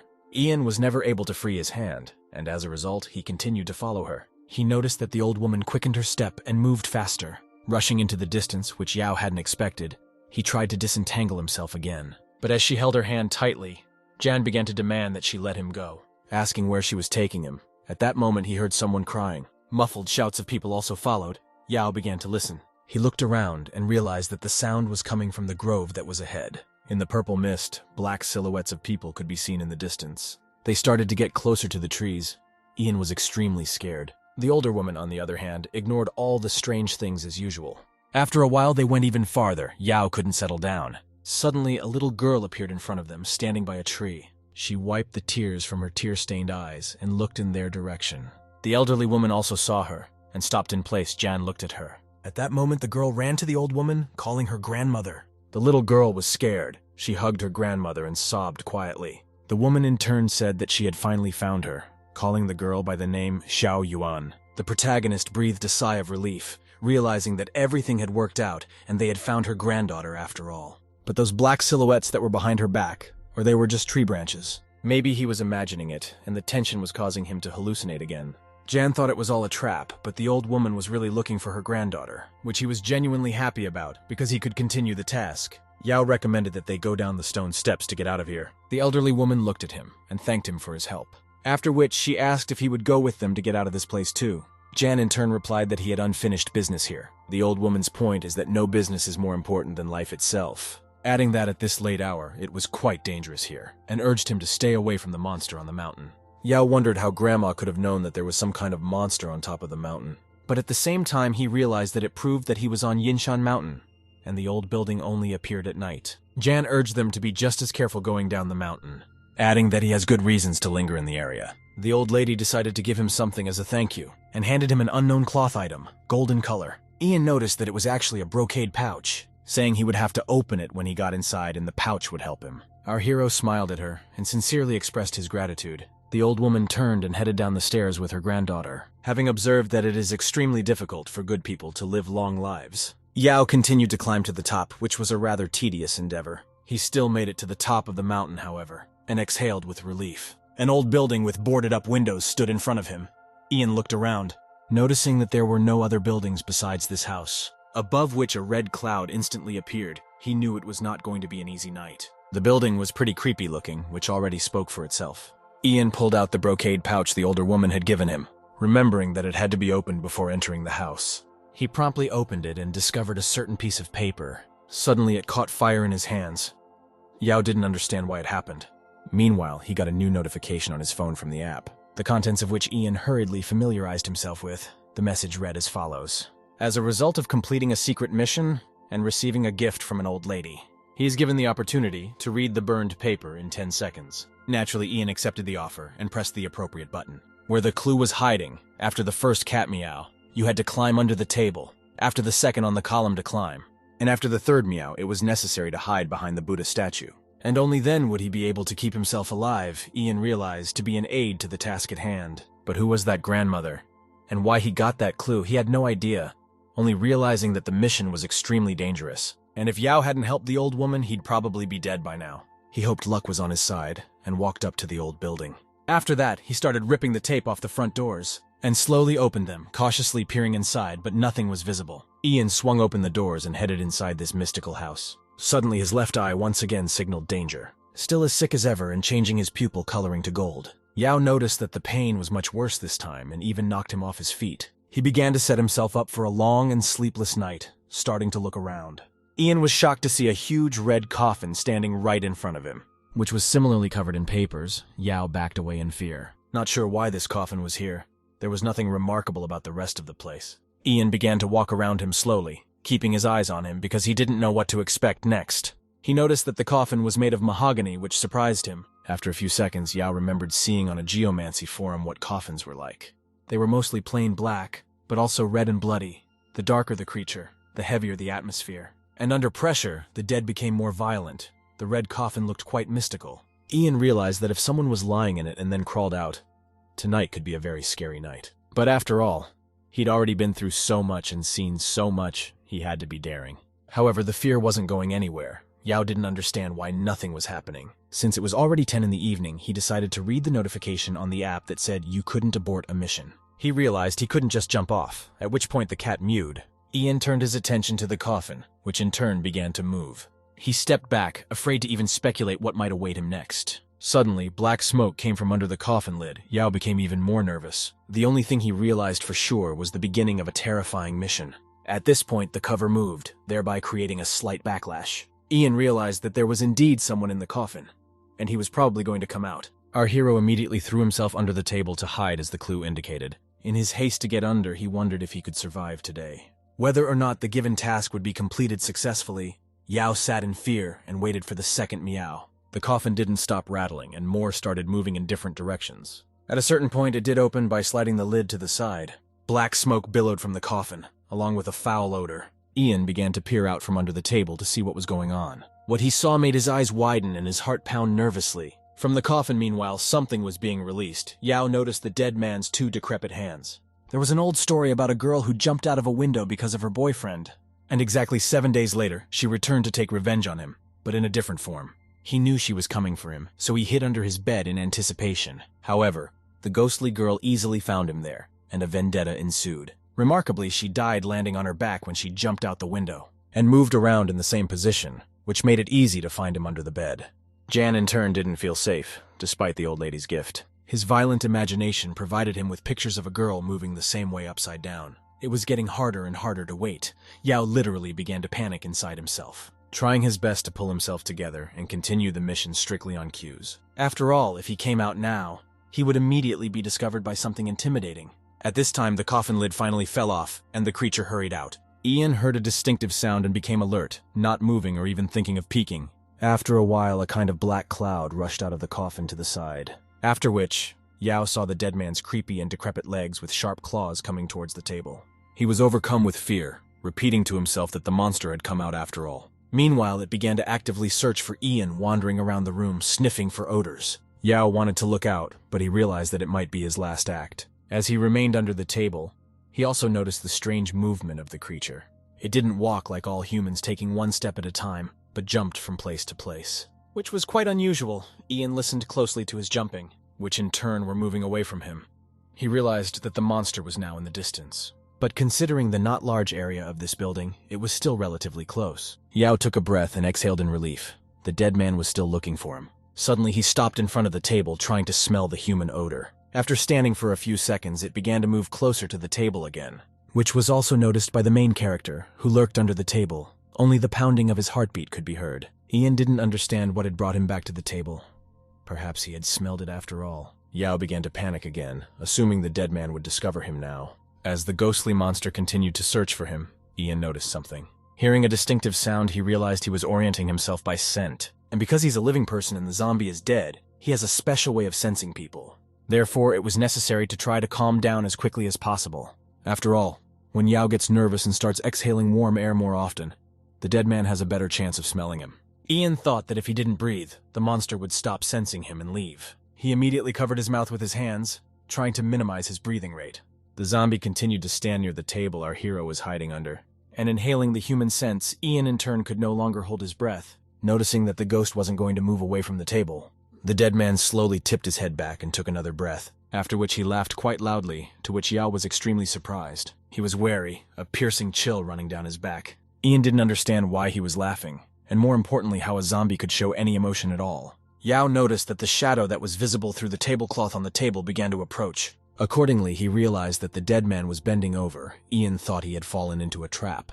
At that moment, he saw the decrepit hand of the zombie with which he grasped the tablecloth, and began to slowly lift her up. Yao trembled with fear, realizing that he had been found. He covered his mouth with his hands again and tried not to breathe for a while.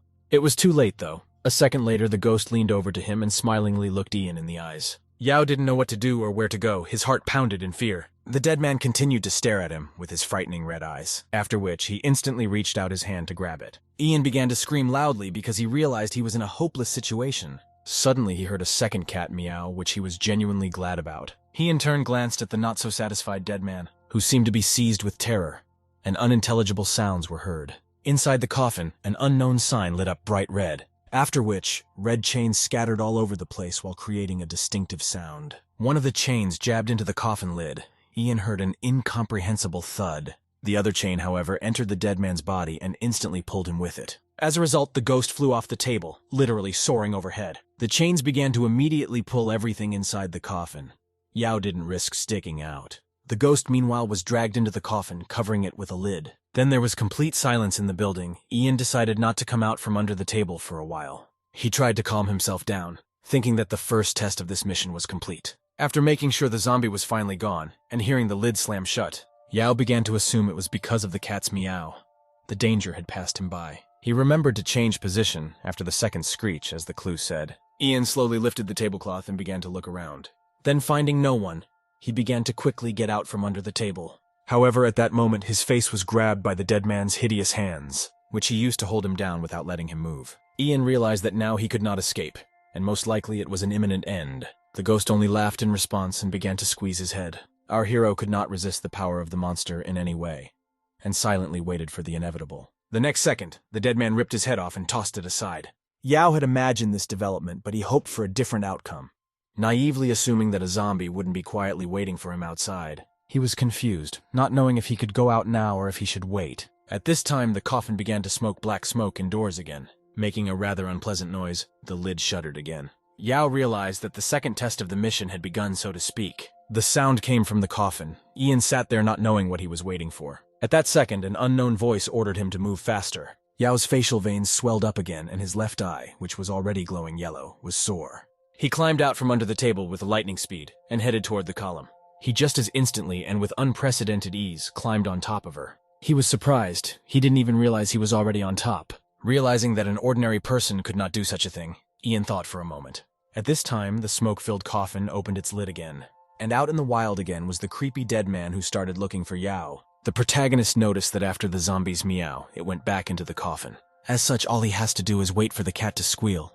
Then he'll have to change position one last time. The ghost at this moment broke the table under which Ian was previously hiding. Not finding him there, he seemed to freeze in place for a few seconds. Then he started shouting loudly, clearly not in a good mood.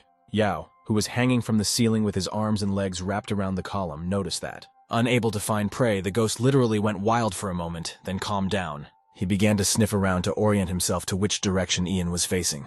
In the aftermath, he jumped all over the room again, looking for his lost prey. Ian clearly realized that he should control his breathing so that the ghost wouldn't smell him again.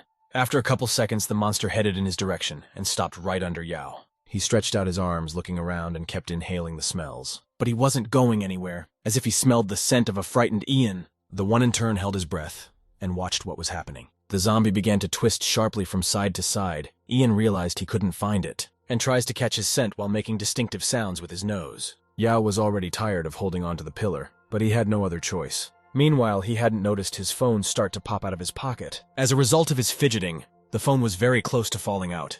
Ian was too late to pay attention to it, and the phone finally snapped and flew down. Yao only had to give him a glance. He realized with horror that he was about to be found by a ghost. In turn, the phone was already pretty close to the dead man's head. Yao flung himself after him with lightning speed, dangling his head down and held on only by the column with his feet. He still managed to catch it, a few centimeters from the ghost's head. Who didn't realize he had a chance to catch Ian? It was extremely difficult for him to hold on with his feet by the square column, the corners of which were literally digging into his legs. Suddenly, the monster smelled his scent and began to twist around nervously, not realizing exactly where his scent was coming from. Ian hung back and covered himself with his hands, holding his breath, hoping he hadn't smelled anything. The zombie continued to jump close to Ian, trying to get his bearings, and sniffing around in space, hoping to catch his scent. At a certain point, the dead man jumped to the side, ending up under Yao again. The one in turn naturally wary, the ghost landed a meter away from him. Ian exhaled quietly, realizing that it was very close, and the most important thing was that he didn't have time to smell it, after which he carefully pulled himself up to the top and clung to the column again.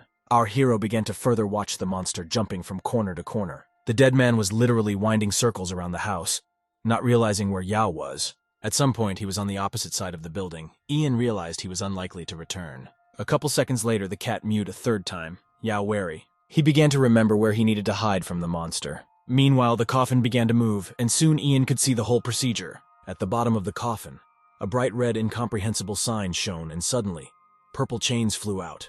Yao didn't understand what was going on. For that time under the table, he could only hear it. One of the chains zipped into the zombie's body and dragged it into the coffin. The other clutched at the lid of the coffin.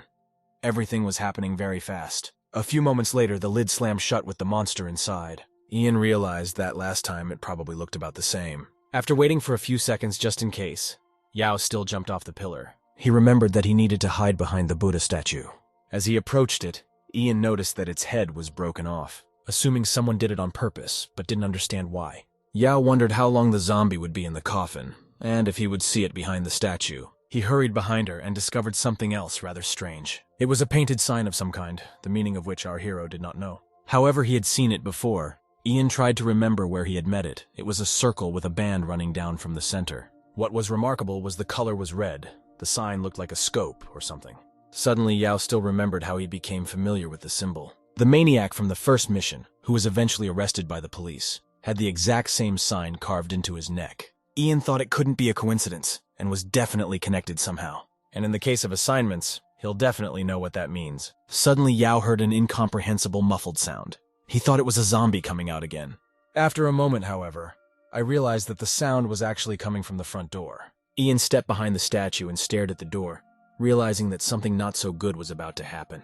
Going over the various options in his head, he waited frantically for the next monster. The front doors finally opened, and on the threshold were people he had never expected to be here. It was his immediate superior in company with the wily Ma. Ian didn't understand what they were doing here, or why they wanted to come here. Meanwhile, the superintendent and old Ma were going inside the building. Yao kept wondering how they could have gotten here. They, in turn, started looking around, not realizing where they were. At this point, the evil manager swept up that they had been walking for half a day, and eventually arrived at some abandoned building. As it turned out, the boss noticed that Ian had been acting strangely lately. and decided to follow him with Ma. Finishing their work early, they headed up the stairs up the mountain, where Yao almost saw them. They were hiding behind trees so he wouldn't notice them, but at some point, they lost sight of him. The supervisor asked Ma if he was sure he didn't know exactly why Yang had come here. He realized that when he heard footsteps on the stairs, it was actually the manager and Ma. There was no limit to the chief's indignation. At a certain point, Ma called him out. The one in turn immediately turned around and asked him what was the matter. He pointed his finger at a coffin in the middle of the room, and the superintendent noticed it. But without giving much thought to it, just silently examined it from various angles. Not understanding what the big deal was, he turned to Ma and said nervously, "It's just an ordinary coffin, assuming it's someone's crypt and there's nothing strange about it." Adding that you can't find places like this now, he tried his best to reassure Ma. And not to add to the atmosphere, Yao realized that the boss was extremely stupid and didn't see that everything was broken. Suddenly he remembered that the zombies could come out at any moment, and if they didn't leave, they would die. Ma noticed that it's pretty creepy in here, and he has a bad feeling about it. The angry manager asked him if he was afraid of the living dead, saying they had higher education after all. Ma started slurring that supposedly he had some free time yesterday and followed Yao. Down to a very strange location, he doesn't remember what exactly happened there, but clearly nothing good. And now the same thing is happening, saying that Yang is best not to be messed with. Ma urged the chief to leave the place, but the manager was undeterred.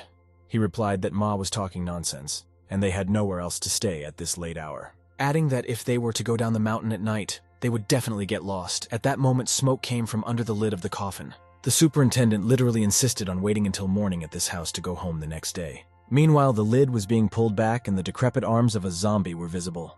Ma and the boss continued to argue. He was still just as recoiling from the idea. He lowered his head, realizing that the manager could not be persuaded otherwise. Whereupon, raising his eyes again to the shouting chief, he saw a terrible thing. Behind him stood the hideous dead man, Ma tried to tell him. The superintendent didn't realize what had happened to his face. Then he turned around, and he saw something that made his blood boil in his veins. He was literally shocked. A tall and hideous dead man stood on the coffin and stared at him. The manager was speechless for a moment. Ma stood still. Trailing backward, the chief suddenly fell to the floor and screamed loudly. The monster continued to stare at them idly. Ian realized that badly. The stuttering superintendent spruced up the word dead. Ma didn't move from his seat. Yao in turn realized that there was nothing he could do to help them in this situation. The terrifying monster roared fearfully, then laughed loudly in response. They didn't know what to do, and couldn't believe their eyes as they continued to stand still. After a couple seconds, the dead man instantly headed in their direction. He then grabbed Ma by the neck with one hand and the chief with the other, and he began to choke them. They couldn't do anything in response, only to scream from the pain and terror that settled in their heads at that moment. The monster squeezed his fingers on his throat harder and harder, which he was glad of, because he started laughing again, looking into their fear-filled eyes. Then he opened his mouth wide and began to make an incomprehensible sound. Something like a roar. In this way, it was as if he was pulling the soul out of them. Clots of energy pulled from their eyes and mouths, which the monster sucked out with its maw. Ian, standing behind the statue, watched what was happening, but he couldn't help them. Assuming the zombie is pulling the life force, or souls, out of them, Yao was facing a dilemma. He realized that if he didn't stop the zombies, he would kill them. But if he tried to help them, he would probably die with them. The prospect was not a good one. Ian's mind was racing, and he couldn't come to a definite conclusion. Angry at the warden and Ma, who had inexplicably come for what, and if it wasn't for them, he had survived the night. After all they had to do was wait for the last meow and it would all be over. It was their own fault. Yao became nervous, his left eye colored golden again. Then he still pulled himself together, deciding to help them after all, even though they despised him. There was no way they deserved to die. He sadly realized that there was no choice, so he took action. The monster continued to mercilessly suck the life force out of them. At this moment, Yao threw a rock at his head, which bounced off of him. The ghost held the superintendent and Ma in his arms and looked around. Finding no one, he looked exactly at the Buddha statue behind which our hero was. After which, he still let the exhausted Ma and his boss out of his arms. They collapsed and lay unconscious on the floor, Ian determined to keep his head down. And waiting for the right moment, the monster in turn turned around. After which, he immediately headed towards the statue. Yao heard the distinctive sounds of him jumping, and nervously wondered, realizing that he had stopped most likely to devour their souls, and went looking for him. Ian began to control his breathing, covering himself with his hand again and hoping the zombie couldn't find him. After a short period of time, it became too quiet, which Yao noticed as well. He thought it was rather strange.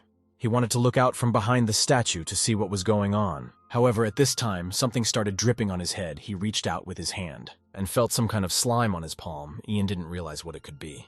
He slowly lifted his head upward and fell into a stupor at what he saw. Yao looked the monster straight in the eye and was afraid to move. The one in turn looked at him the same way, drooling disgustingly. Ian realized what was dripping on his head, which literally made him feel disgusted.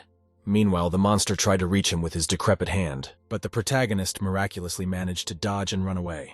Yao slipped, but stayed on his feet, losing an important couple of seconds, which might have been enough to run to the exit. He realized that all clues were over, and the only thing left to do was to run away, which he tried to do quickly, but the dead man beat him to it. Jumping over, he found himself in front of Ian near the front doors. Thus blocking the escape routes, Yao began to think he was walking into a trap. Ma and the manager continued to lie on the floor with no signs of life. In the next second, the monster leaped towards the frightened Ian and grabbed him by the neck with his hand. Yao realized he was in for the same thing as his colleagues. The ghost squeezed his hand tighter and tighter. Ian didn't want to accept that he might die now. But he couldn't do anything either. Suddenly it hit him, and Yao remembered. After all, Sister Lo had given him her talisman that morning at work. He began frantically searching through his pockets for it, but it was as if it had fallen through the ground. Ian was beginning to think he had lost it somewhere. But after a couple of seconds, he found it. He took out a talisman and took it in his hand, wondering if it would work against such a monster. But after all, there was nothing else to counter the monster, which in turn seemed to realize what it was, because his gaze shifted to the talisman, and he squinted oddly. Yao meanwhile hurriedly stuck it on the ghost's head. After a while, the monster still loosened his grip and soon released Ian from his hand. Then he crept back and no longer lunged at the protagonist, after which he froze in place. Yao didn't risk approaching and watched what was happening. The dead man seemed to crouch down and put his head down. Ian tried to catch his breath. He began to cough, looking at the reaction of the monster, who was beginning to act strangely. Yao was extremely curious if this talisman had worked on him. The beast roared angrily, Ian thought. Not much help from Lo's gift. He continued to watch, and after a few seconds something incredible happened. From the talisman, electric lightning discharges began to emanate across the monster's face. Soon he was all enveloped by those lightning bolts and immediately fell to the ground. The talisman continued to shock his body with electric shocks. Ian was extremely surprised that he was able to deal with this creepy ghost. And all that lightning was because of some paper. Yao clearly underestimated the talisman originally. The electric shocks that enveloped the dead man's entire body ended at a certain point. Only small sparks remained on it, which just as soon disappeared. After which, the monster billowed black smoke. The talisman was on its face. Ian realized that he needed to be taken away, but was still afraid to go near him. Wondering if the monster was dead, Yao took a couple steps forward. The ghost didn't move. Ian waited a bit and headed towards him. At this moment, the dead man suddenly opened his bright red eyes. The frightened Yao was shocked by the monster's vitality, realizing that the talisman hadn't killed him after all. The monster slowly got to its feet and shouted back menacingly.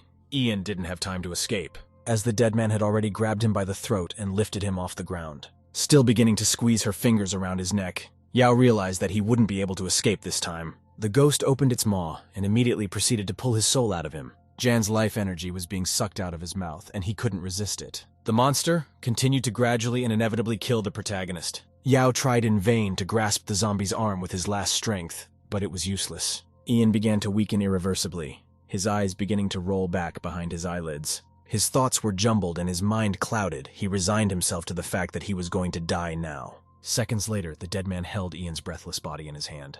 However, suddenly, Yao's left eye turned yellow and the veins on his face ballooned. The voice in his head said it would help him. Ian nonchalantly pulled the ghost's hand away from his throat, after which instantly grabbed it by the neck and lifted it above the ground. The monster clearly didn't expect such a turn. Yao, in turn, literally went wild and awakened something scarier than a zombie. Ian continued to hold the monster above the ground, gradually squeezing his fingers around its neck. He then pinned him against the wall, which left cracks on it, which spoke of Yao's incredible and sudden strength. He began to act as if the devil had possessed him and was forcing violence upon him. Ian's gaze changed, aside from the golden pupil and the swollen veins on his face. At a certain point, he crushed the monster's throat, causing something to crunch, and it was as if the ghost cried out in pain, much to the pleasure of the upgraded version of Ian. With a smile on his face, he began to mock the monster, saying that he wasn't a simple ghost, and the evil spirit that needs to be exorcised having been swept up in the game. Yao playfully squeezed his throat and stuck out his tongue, thus teasing him. Then the voice that spoke for Ian said that the ghost's soul was much tastier. The monster in turn didn't understand what was going on. He stared at the angry Yao, who began sucking him into his golden eye while screaming loudly. Ian literally went crazy, becoming some kind of demon. He started laughing in his voice. Maddened finally, he swallowed the remains of the dead man with his eye. After a while, Yao opened his eyes and found that he was in a hospital bed. He felt tired and had a wild headache. Ian grasped at it. After that, he started looking around, not realizing what had happened. Yao couldn't understand why or how he ended up in the hospital. The first thing that bothered him. Was he able to accomplish the mission? Because if he failed it, the property could not be sold. Ian wanted to see what the appendix said about the assignment. He immediately started looking for his phone, but couldn't find it anywhere. However, upon opening the bedside table, Yao still found it. He exhaled with relief and instantly grabbed the phone in his hands. Jan realized with horror that he had been in the hospital for 3 days, because it was already April 29th. After which I logged into the app to see what the mission outcome was, where he read a message that the assignment was completed, and therefore he was given 2-star accommodation. Our hero was extremely surprised, as he remembered nothing but one moment, when a dead man grabbed him by the throat and he couldn't get out. Ian then used the talisman given by Luo, and then everything else was a blur. Yao realized that it was unlikely that this piece of paper helped him accomplish the mission. At this time, he received another notification stating that he had earned a total of 60 experience points, because I completed an extra and hidden task, saving 2 people and exorcising a ghost. Yang assumed that the 2 rescued people were the manager and Old Ma. Yao was genuinely glad that they had survived. Calming down, he leaned back against the pillow. Deciding to enlist the app's help in finding a buyer, Ian wanted to take a breather. At that moment, the doorknob twitched, to which he took notice. Suddenly, the door to his room opened, with Nurse Lo standing on the threshold, to which Yao was surprised, but he was actually very happy to have such a guest. She, in turn, was quite concerned about his well-being and asked how he was. Ian replied that he was fine. Lo said she stopped by briefly to check on him before work. She told him the story that he had been found by hikers 3 days ago on top of Yinshan Mountain. Then they brought him to this hospital, saying he passed out from the rarefied air, adding that only Ian had come out of his coma at the moment, which he was unheard of, lucky to have. The protagonist realized that hiking in the mountains should be postponed for the time being, for safety reasons. Suddenly, Yao remembered what was happening in that abandoned building. In the aftermath of the talisman's application, there were a number of lightning bolts that electrocuted the zombie, and it eventually fell. Ian scrutinized Sister Luo, trying to understand where such objects came from for such a fragile girl, and who she really was, because appearances are sometimes different from what a person is really like. They were having a nice conversation sitting on a bench, but Yao kept wondering where she got her magic talismans from and who she was, suggesting that Lowe's was unlikely to have had anything to do with the creepy real estate. She in turn distracted herself by picking up her phone. Ian wondered if she had this app. After a while, Lo declared that it was too late and she had to go to work. Yao looked at her thoughtfully.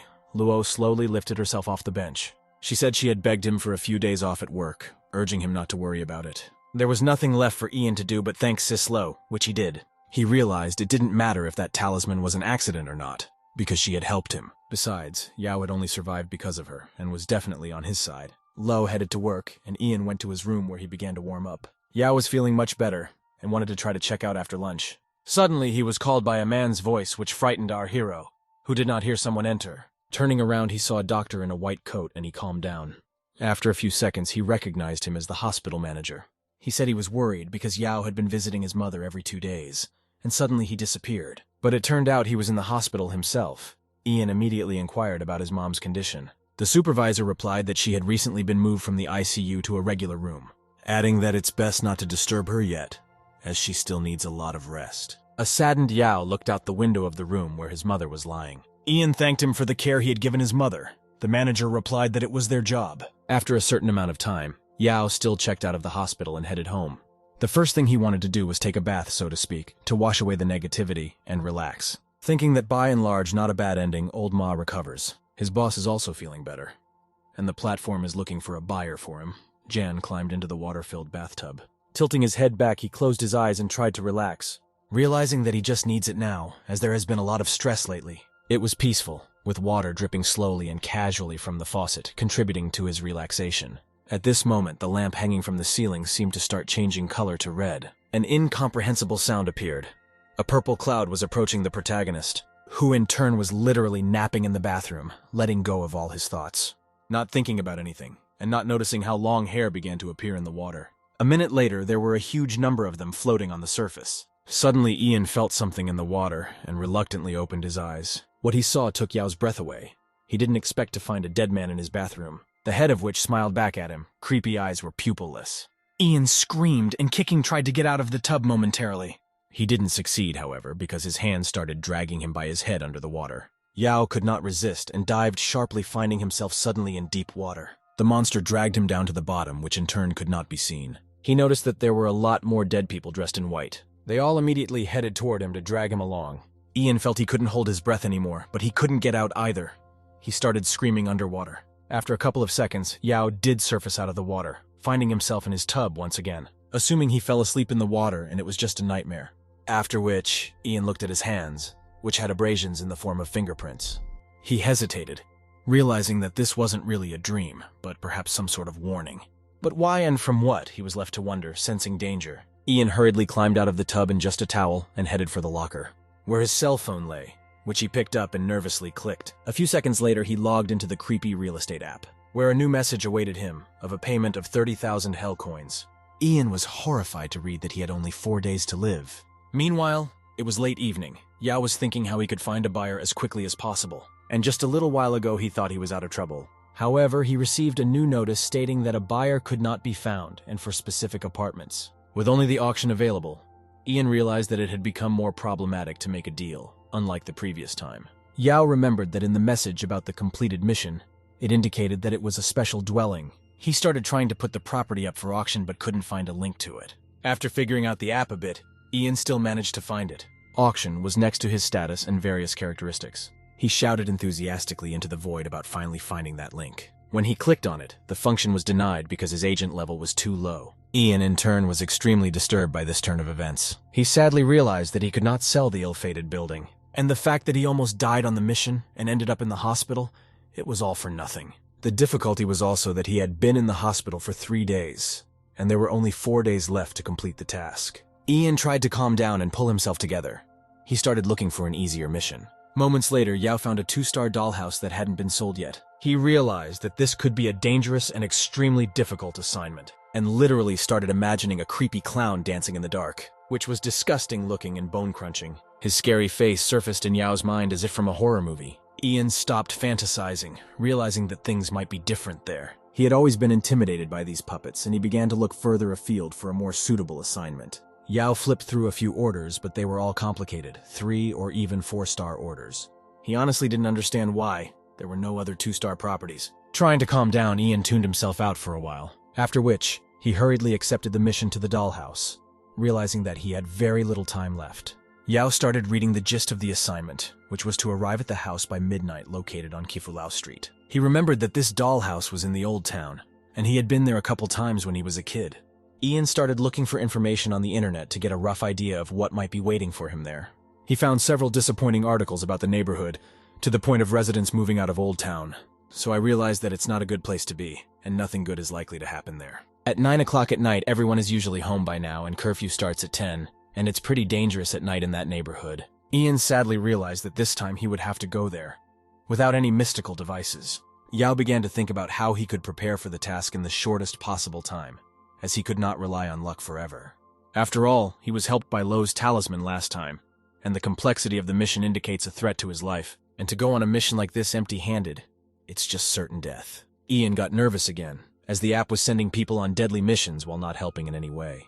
At that moment, his gaze fell on the experience he had of 60 points. It was as if he had been illuminated. Yao began to look for applications for the experience he had gained. Because the rules said you could spend it on your own needs, the app asked him to spend 40 experience points to open some sort of magic box. It contained a special item to help him complete difficult tasks. Yao realized he needed it. Therefore, he hurriedly pressed the appropriate button to find out what item would fall out. Then he was offered to exchange 20 experience points for a magic box. Ian noticed that, in one click, he could spend all the experience points he had worked so hard to get. Yao reflected that everything has consequences, and if it wasn't for the boss with Ma, he wouldn't have gotten so much experience. And without experience, there would be no way to open this box, hence the next mission could be the last. The protagonist still decided to spend his experience points to open the magic box. The next day, Ian got out of bed after a good night's sleep and headed for the living room. He pulled himself up and was pleased to realize that he had finally gotten some sleep. Walking into the room, he was surprised because he didn't expect to see the following picture. On the table was the magic box he had purchased on the app. Yao stepped closer and took a closer look at her, realizing that she looked exactly like she did on the platform. After all, it was only yesterday that he splurged on it, and the very next day it arrived. The app had a rather intimidating way about it. Ian didn't realize how they had entered his apartment and silently brought it over. Either way, he needed to go on a mission today. Yao became curious as to what was in the box. He took it and sat down on the couch, and in anticipation, Ian began to familiarize himself with the contents. After a couple seconds, he took out a few magical talismans from the box, just like the one Lo had given him. Yao clearly didn't expect to see them again, but he wasn't upset about their acquisition either, since they had recently saved his life, and with their help they could get the job done. After that, Ian discovered that there was something else in the box. He started to pull out an obscure piece of paper, where the variety of talismans were listed. Some suppressed monsters, while others brought good luck. Yao was also surprised, because he didn't realize that they differed in application. Realizing that the talismans weren't very strong, Yan could still accomplish the mission with them. The protagonist was determined, and naturally counted on them. Meanwhile, a few hours have passed, which means the mission is about to begin, to which Ian immediately headed for after reaching the old town.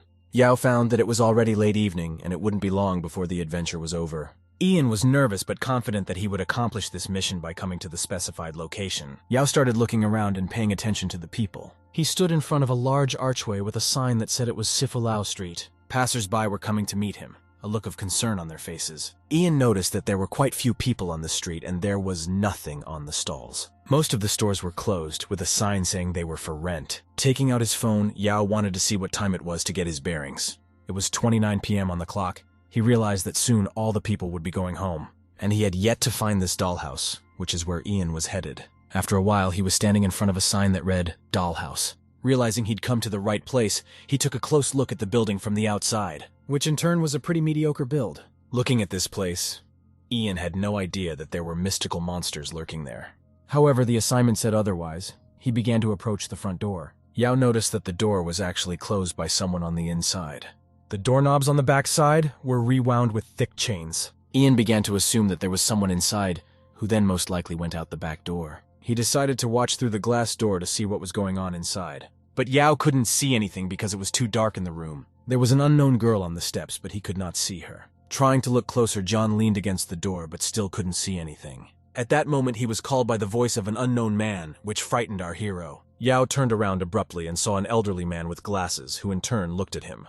After a few seconds, the old man all started talking to Ian, inquiring if the young man would like to buy some dolls. Yao answered with a question, asking if he was the owner of this dollhouse. The unidentified man replied that he ran a tea shop in the south part of the city, adding that if the kid came for the dolls, he was trying in vain because the store had been out of business for 2 weeks. Ian thought that really, just about 2 weeks had passed. He answered the old man that he was just walking around and decided to take a look out of curiosity. At that moment, music suddenly played from a speaker by the tree. About some friends, where there were about 7 of them, Yao noticed, but couldn't figure out who had included the song. The elderly man kept saying that it was getting late and it was time to leave, since strange things happen here all the time, due to which all the stores are already closed at 9 o'clock in the evening. And local shops move or close with only one purpose: to leave the place. Ian stared after him, bitterly aware of what he still had to go through tonight. The man urged Yao to leave the area as soon as possible and go home because the police would be here soon. After a certain period of time, police officers appeared in the area. They set about surveying the area with flashlights. Yao realized what the music about friends was playing to. As if someone was trying to warn, the police meanwhile dispersed to the sides. Ian scurried to hide from them around the corners of buildings, realizing that he must not be detected. The guards in turn kicked all the people out of Sifulao Street. After all, if he does get found, he'll be sent home just like the others. After reaching one of the houses, Yao hid behind a corner and began to carefully peek out. He noticed 2 police officers heading in his direction. Ian realized he was trapped, for the guards were everywhere. He didn't understand why there were so many of them in this particular spot, since it wasn't the only street in town. Meanwhile, it was getting quite late. The mysterious night had embraced the entire city. Ian continued to run and hide from the police, reaching the next building. He noticed that the guards were following him. He heard their voices. Afterwards, noticed a flashlight shining around the corner. They said they didn't check that way. Where exactly Yao was, he hurriedly ran away in hopes of hiding from them. After running a few dozen more meters, Ian suddenly stopped. He found that further on the road was blocked by a small fence. It said in big letters that no one was allowed in. The road led to an unknown underground tunnel, with papers lying in front of Ian. Yao remembered that it had once been an underground parking lot, and since he had no place to run or hide, he immediately headed down into the dark tunnel. Carefully walking around the fence, he turned his attention to the papers that lay on the ground. Characteristically, they were laid out as if by some kind of sign, representing a circle, which was very similar to the same sign that was carved on the maniac, and the same symbol was behind the Buddha statue.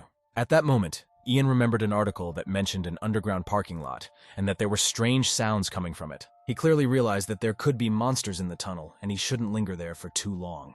Yao also noticed that his left eye didn't signal a threat this time, assuming that maybe in an underground parking lot isn't so dangerous. After a while, he still ventured down into it, realizing that the police were behind him, which meanwhile was already getting closer to him. He heard their footsteps, whereupon he fled into the tunnel to hide from the guards, which he subsequently did, but he still had his doubts. After a few minutes, he noticed that it was starting to get quite chilly. Ian cautiously peeked out from around the corner and saw 2 police officers. One of them said they'd checked everything except the underground parking lot, and as a result headed. The other flatly refused to go with him, saying they had been hired to clear the square, and that he was supposedly looking for adventure, adding that scary things happen there all the time, and there may even be monsters. The one in turn asked him what monsters he was talking about. A security guard told a story about how a few years ago, from an underground parking lot, the sounds of crying started coming from the parking lot, and everyone who wanted to know what it was all about was missing, and even the search party couldn't get out of there.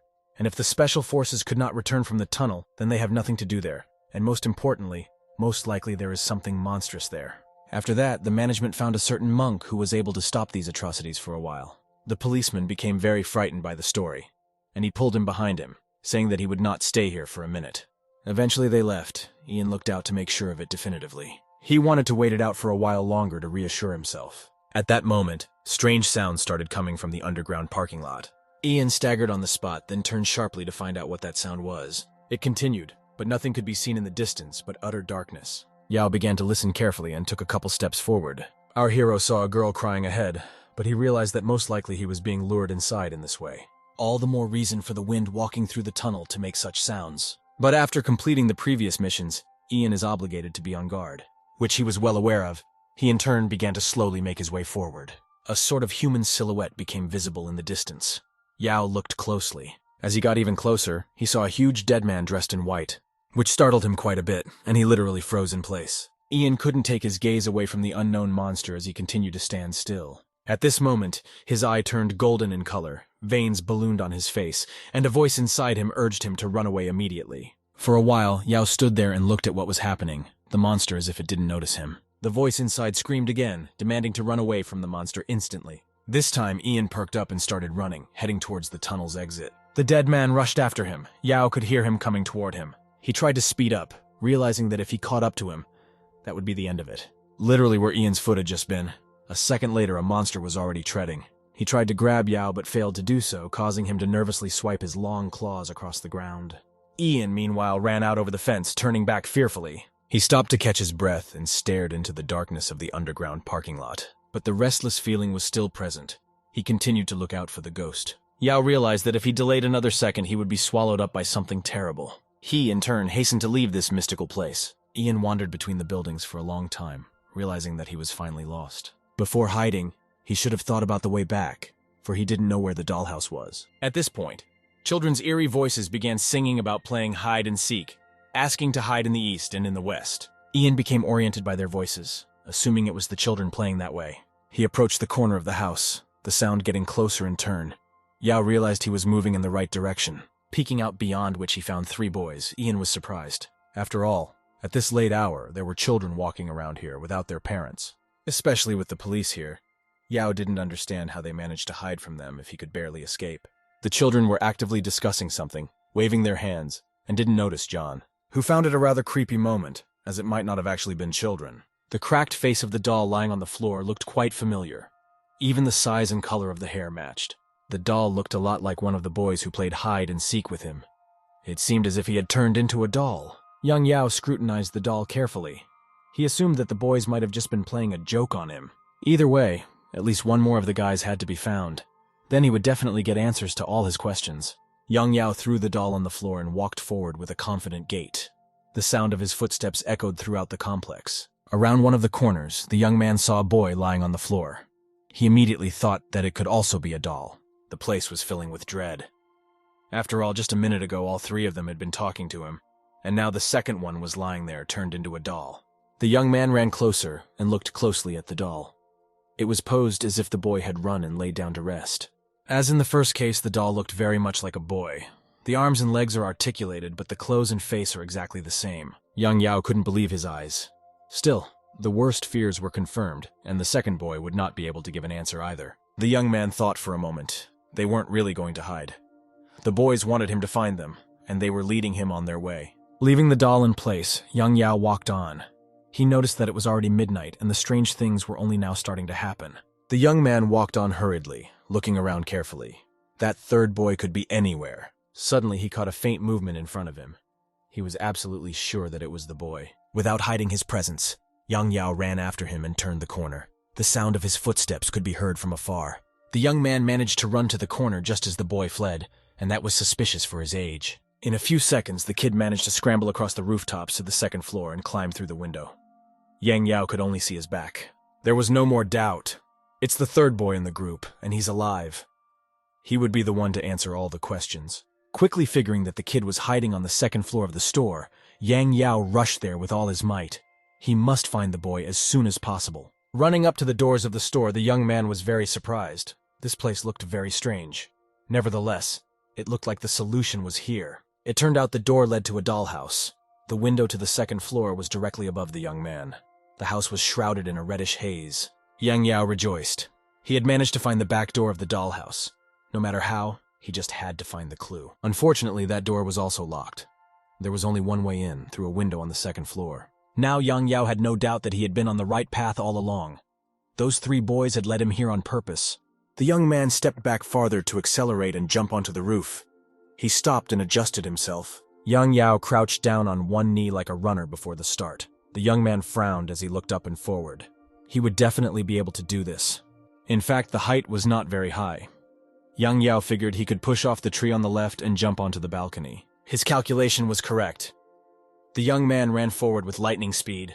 When he reached the tree, he tried to jump as high as he could. Jumping onto the tall vase, Yang Yao immediately pushed himself off of it and hooked onto the edge of the roof. He quickly threw his legs over and rolled over to the balcony. The window was still open, and the young man jumped through it, landing neatly on the floor of the dollhouse room. Yang Yao was pleased that he was now able to get inside the dollhouse. This was where his task would begin. Standing up from the floor, the young man looked around. To his right, a staircase led downward. There were two identical-looking doors on the second floor. Yang Yao recalled the terms of the assignment. By midnight, you have to come to the dollhouse and find someone. It might be the last boy. Choosing one of the doors at random, the young man walked confidently to it and grasped the doorknob. He decided to start his search in this room. Yang Yao turned the doorknob clockwise. He wouldn't be surprised if the door turned out to be locked. This time he was lucky and the door was not locked. He pushed the door inward slowly and carefully. The door hinges squeaked resentfully. Yang Yao peered curiously into the room through the gap. Suddenly the door slammed shut with such force that the young man could not keep the doorknob in his hand. This was no longer good. Yang Yao realized that something was holding the handle on the other side and preventing him from entering. A familiar translucent red haze oozed from under the door. It was clear that someone was in that room. Thinking about it, Yang Yao assumed that it was that third boy who wouldn't let him into the room. The mission could be simple. The young man was determined to try again. He walked confidently to the door and opened it slightly again, leaving a gap. The door slammed in his face as quickly as it had the last time. Ian couldn't hold the doorknob again. The young man wondered. Whatever it was, there was clearly something behind it, and he didn't want to be shown what it was. Yang Yao ran to the door and pounced on it. To the young man's surprise, he couldn't even turn the door handle this time. He exclaimed angrily that there was something wrong with that door. Something was holding it tight, and the door lock wouldn't budge. It made sense that a boy playing hide-and-seek with him wouldn't be able to hold her so tightly. After a while, Yang Yao realized that all his attempts were going nowhere, and stepped back to the railing for a little breather. There was only one way to get into that strange room. It was simply a matter of knocking the door off its hinges. The young man sprinted to the door and threw his shoulder against it with all his might. He hoped to knock it down with the first blow. The door opened immediately, as if no one had been holding it open. The gap was much larger this time. Something that looked like a human, but with completely empty eye sockets, immediately looked out into the space. The girl's mouth was open as if she was screaming. Yang Yao turned pale with fear. This was something he had never encountered before. The door slammed shut immediately. He fell to the floor and landed painfully on his heels, unable to keep his balance. Yang Yao began to stutter in fear. That female face he glimpsed clearly did not belong to a human.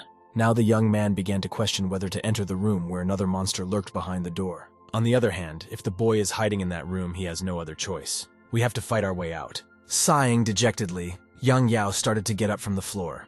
There was a very good chance that the clue was right outside the door. The young man walked cautiously to the door and cranked the doorknob. The door lock clicked obediently, opening the door. Yang Yao began to slowly open the creaking door. Through the resulting gap, it was clearly visible that the entire room was shrouded in red mist. The young man was shaking with fear. Unfortunately, there was no other way. He raised his head and opened the door to the room. The fog became very thick and filled the entire room. All the space in it seemed scarlet. Someone was standing outside the door. When the door opened fully, it appeared to be a tall woman in a long black skirt and white shirt. Her long black hair covered her face. The fog cleared a little. The creature moved its head, and black hair revealed its face with empty eye sockets. Fear gripped the young man.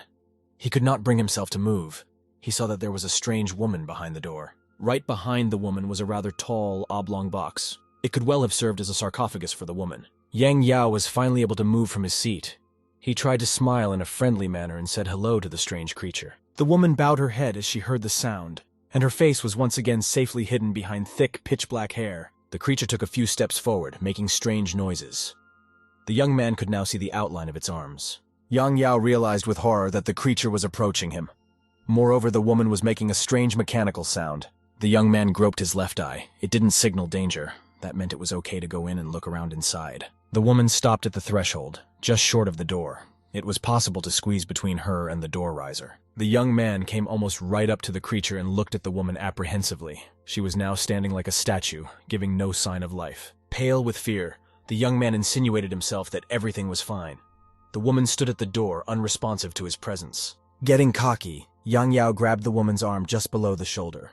Curiosity pushed him to do something rash. By feel, the young man realized that the woman's skin looked similar to the real thing, but there were some plates palpable underneath. It turned out to be a doll, too.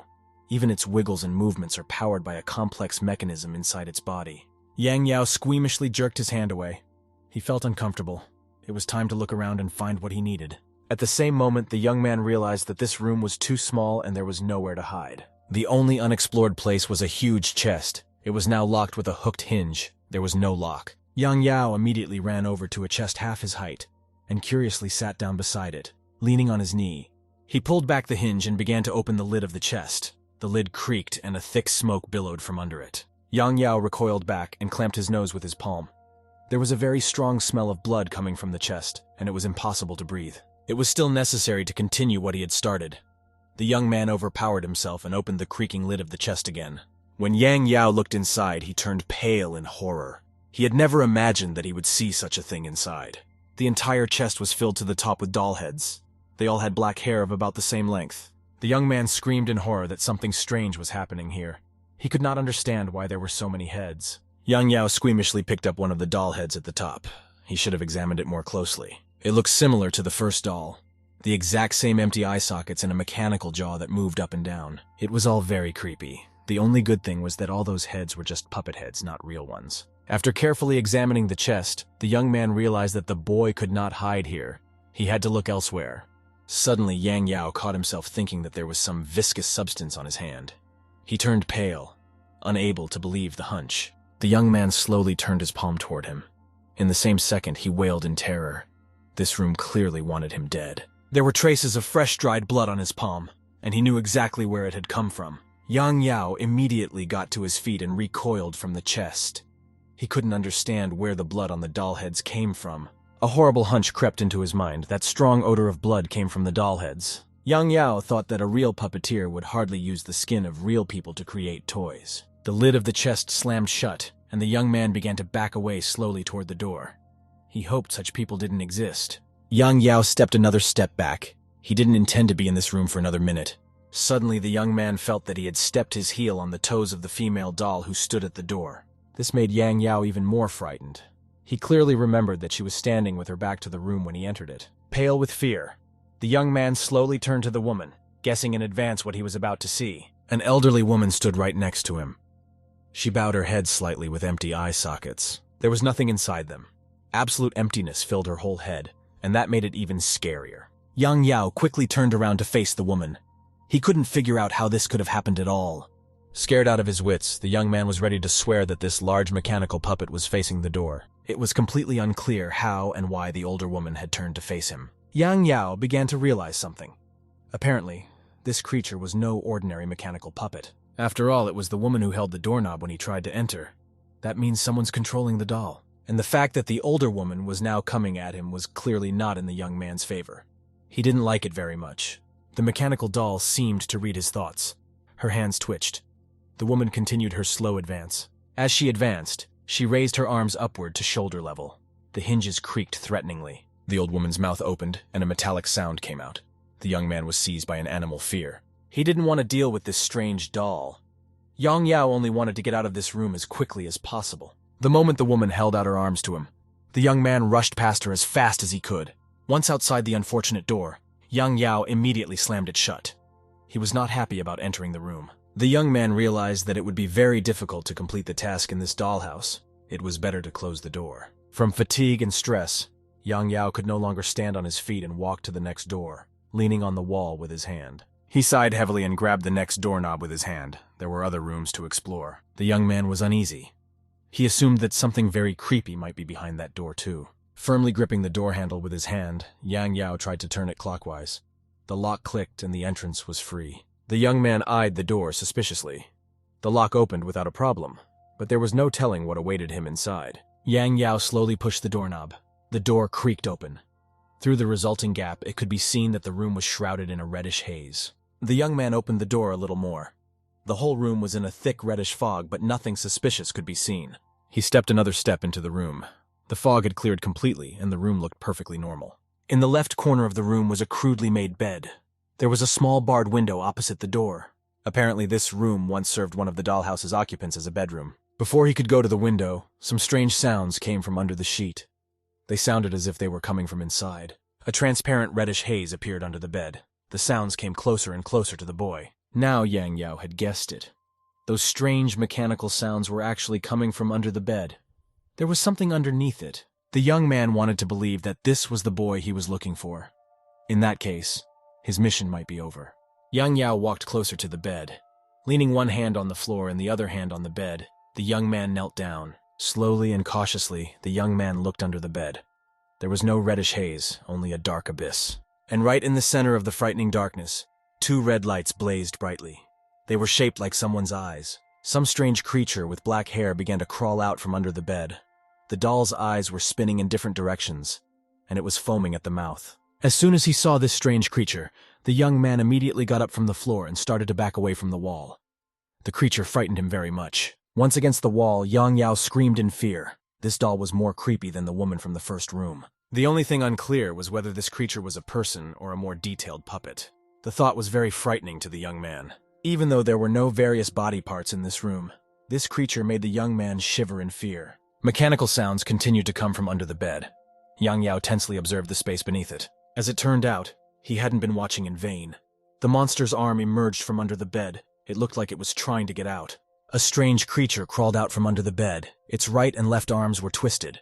The torso seemed to be twisted too. Barely looking at this creature, Yang Yao realized that he had nothing more to do in this room. He had to get out of here. As soon as the creature moved again, the young man rushed to the door. The mere sight of the creature made him panic. Once Yang Yao was outside the door in the hallway, he immediately slammed it shut and locked it with the doorknob. The young man couldn't catch his breath. He had a feeling that the creature under the bed was asking him for something. In any case, the first two rooms were very creepy, and those experiences will be enough for the rest of my life. It was finally possible to take a little break. Yang Yao was sure that the first two dolls would not be able to get out on their own. Since the young man had searched upstairs and found nothing useful, he had to go to the stairs. Apparently the boy is hiding downstairs. Yang Yao began to slowly descend the wooden staircase. It had no railing at all, so it was scary to go down. The young man was sure that the third participant of the game was waiting for him on the first floor. He had nowhere else to hide. The first floor turned out to be several identical cabinets with dolls arranged on shelves. There were double doors in front of it. All the dolls were dressed up the same way. They differed only in hairstyles and hair color. Some had brown hair. Yang Yao walked down the stairs and looked around. There was another room to his right. The boy could have been anywhere. It seemed much calmer in here. The shelves were full of dolls, but they didn't look as creepy as the two upstairs. Taking a closer look at one of them, the young man had to admit that some of the bottoms even looked cute. Yang Yao remembered that the two boys had turned into dolls when he had to find them during a game of hide and seek. Apparently, the mission assignment suggests that he should find the third boy. Maybe he's turned into a doll, too. Yang Yao assumed that on those shelves, he just needed to find a doll that was a replica of that guy and the task would be completed. The young man didn't quite believe that the mission could be so simple, but he decided to look nonetheless. He walked over to the closet and picked up one of the dolls that looked similar to the missing boy. Everything around him was in a reddish mist. The doll he held in his hands slanted its eyes to the left. With an almost elusive movement, the boy's eyes turned to his right side. The young man was ready to swear that the boy had done it himself. Frowning, he scrutinized the doll. It didn't look like a live guy, and yet it acted on its own. Yang Yao couldn't say with certainty that the doll's eyes had moved to the other side. Perhaps he had imagined it. The young man realized that they were only toys, but the bright light in the cold eyes could scare more than just a child. Passing by another doll cabinet, Yang Yao decided that it was time to get this over with quickly. It's pretty scary in here. A translucent reddish haze began to appear on the floor near the closet. The young man didn't notice it. He was immersed in himself. Suddenly, Yang Yao clearly felt that one of the dolls sitting on the shelf had grabbed his shirt. The young man was very frightened. Now he was ready to take back what he had said about the dolls in this closet being pretty cute.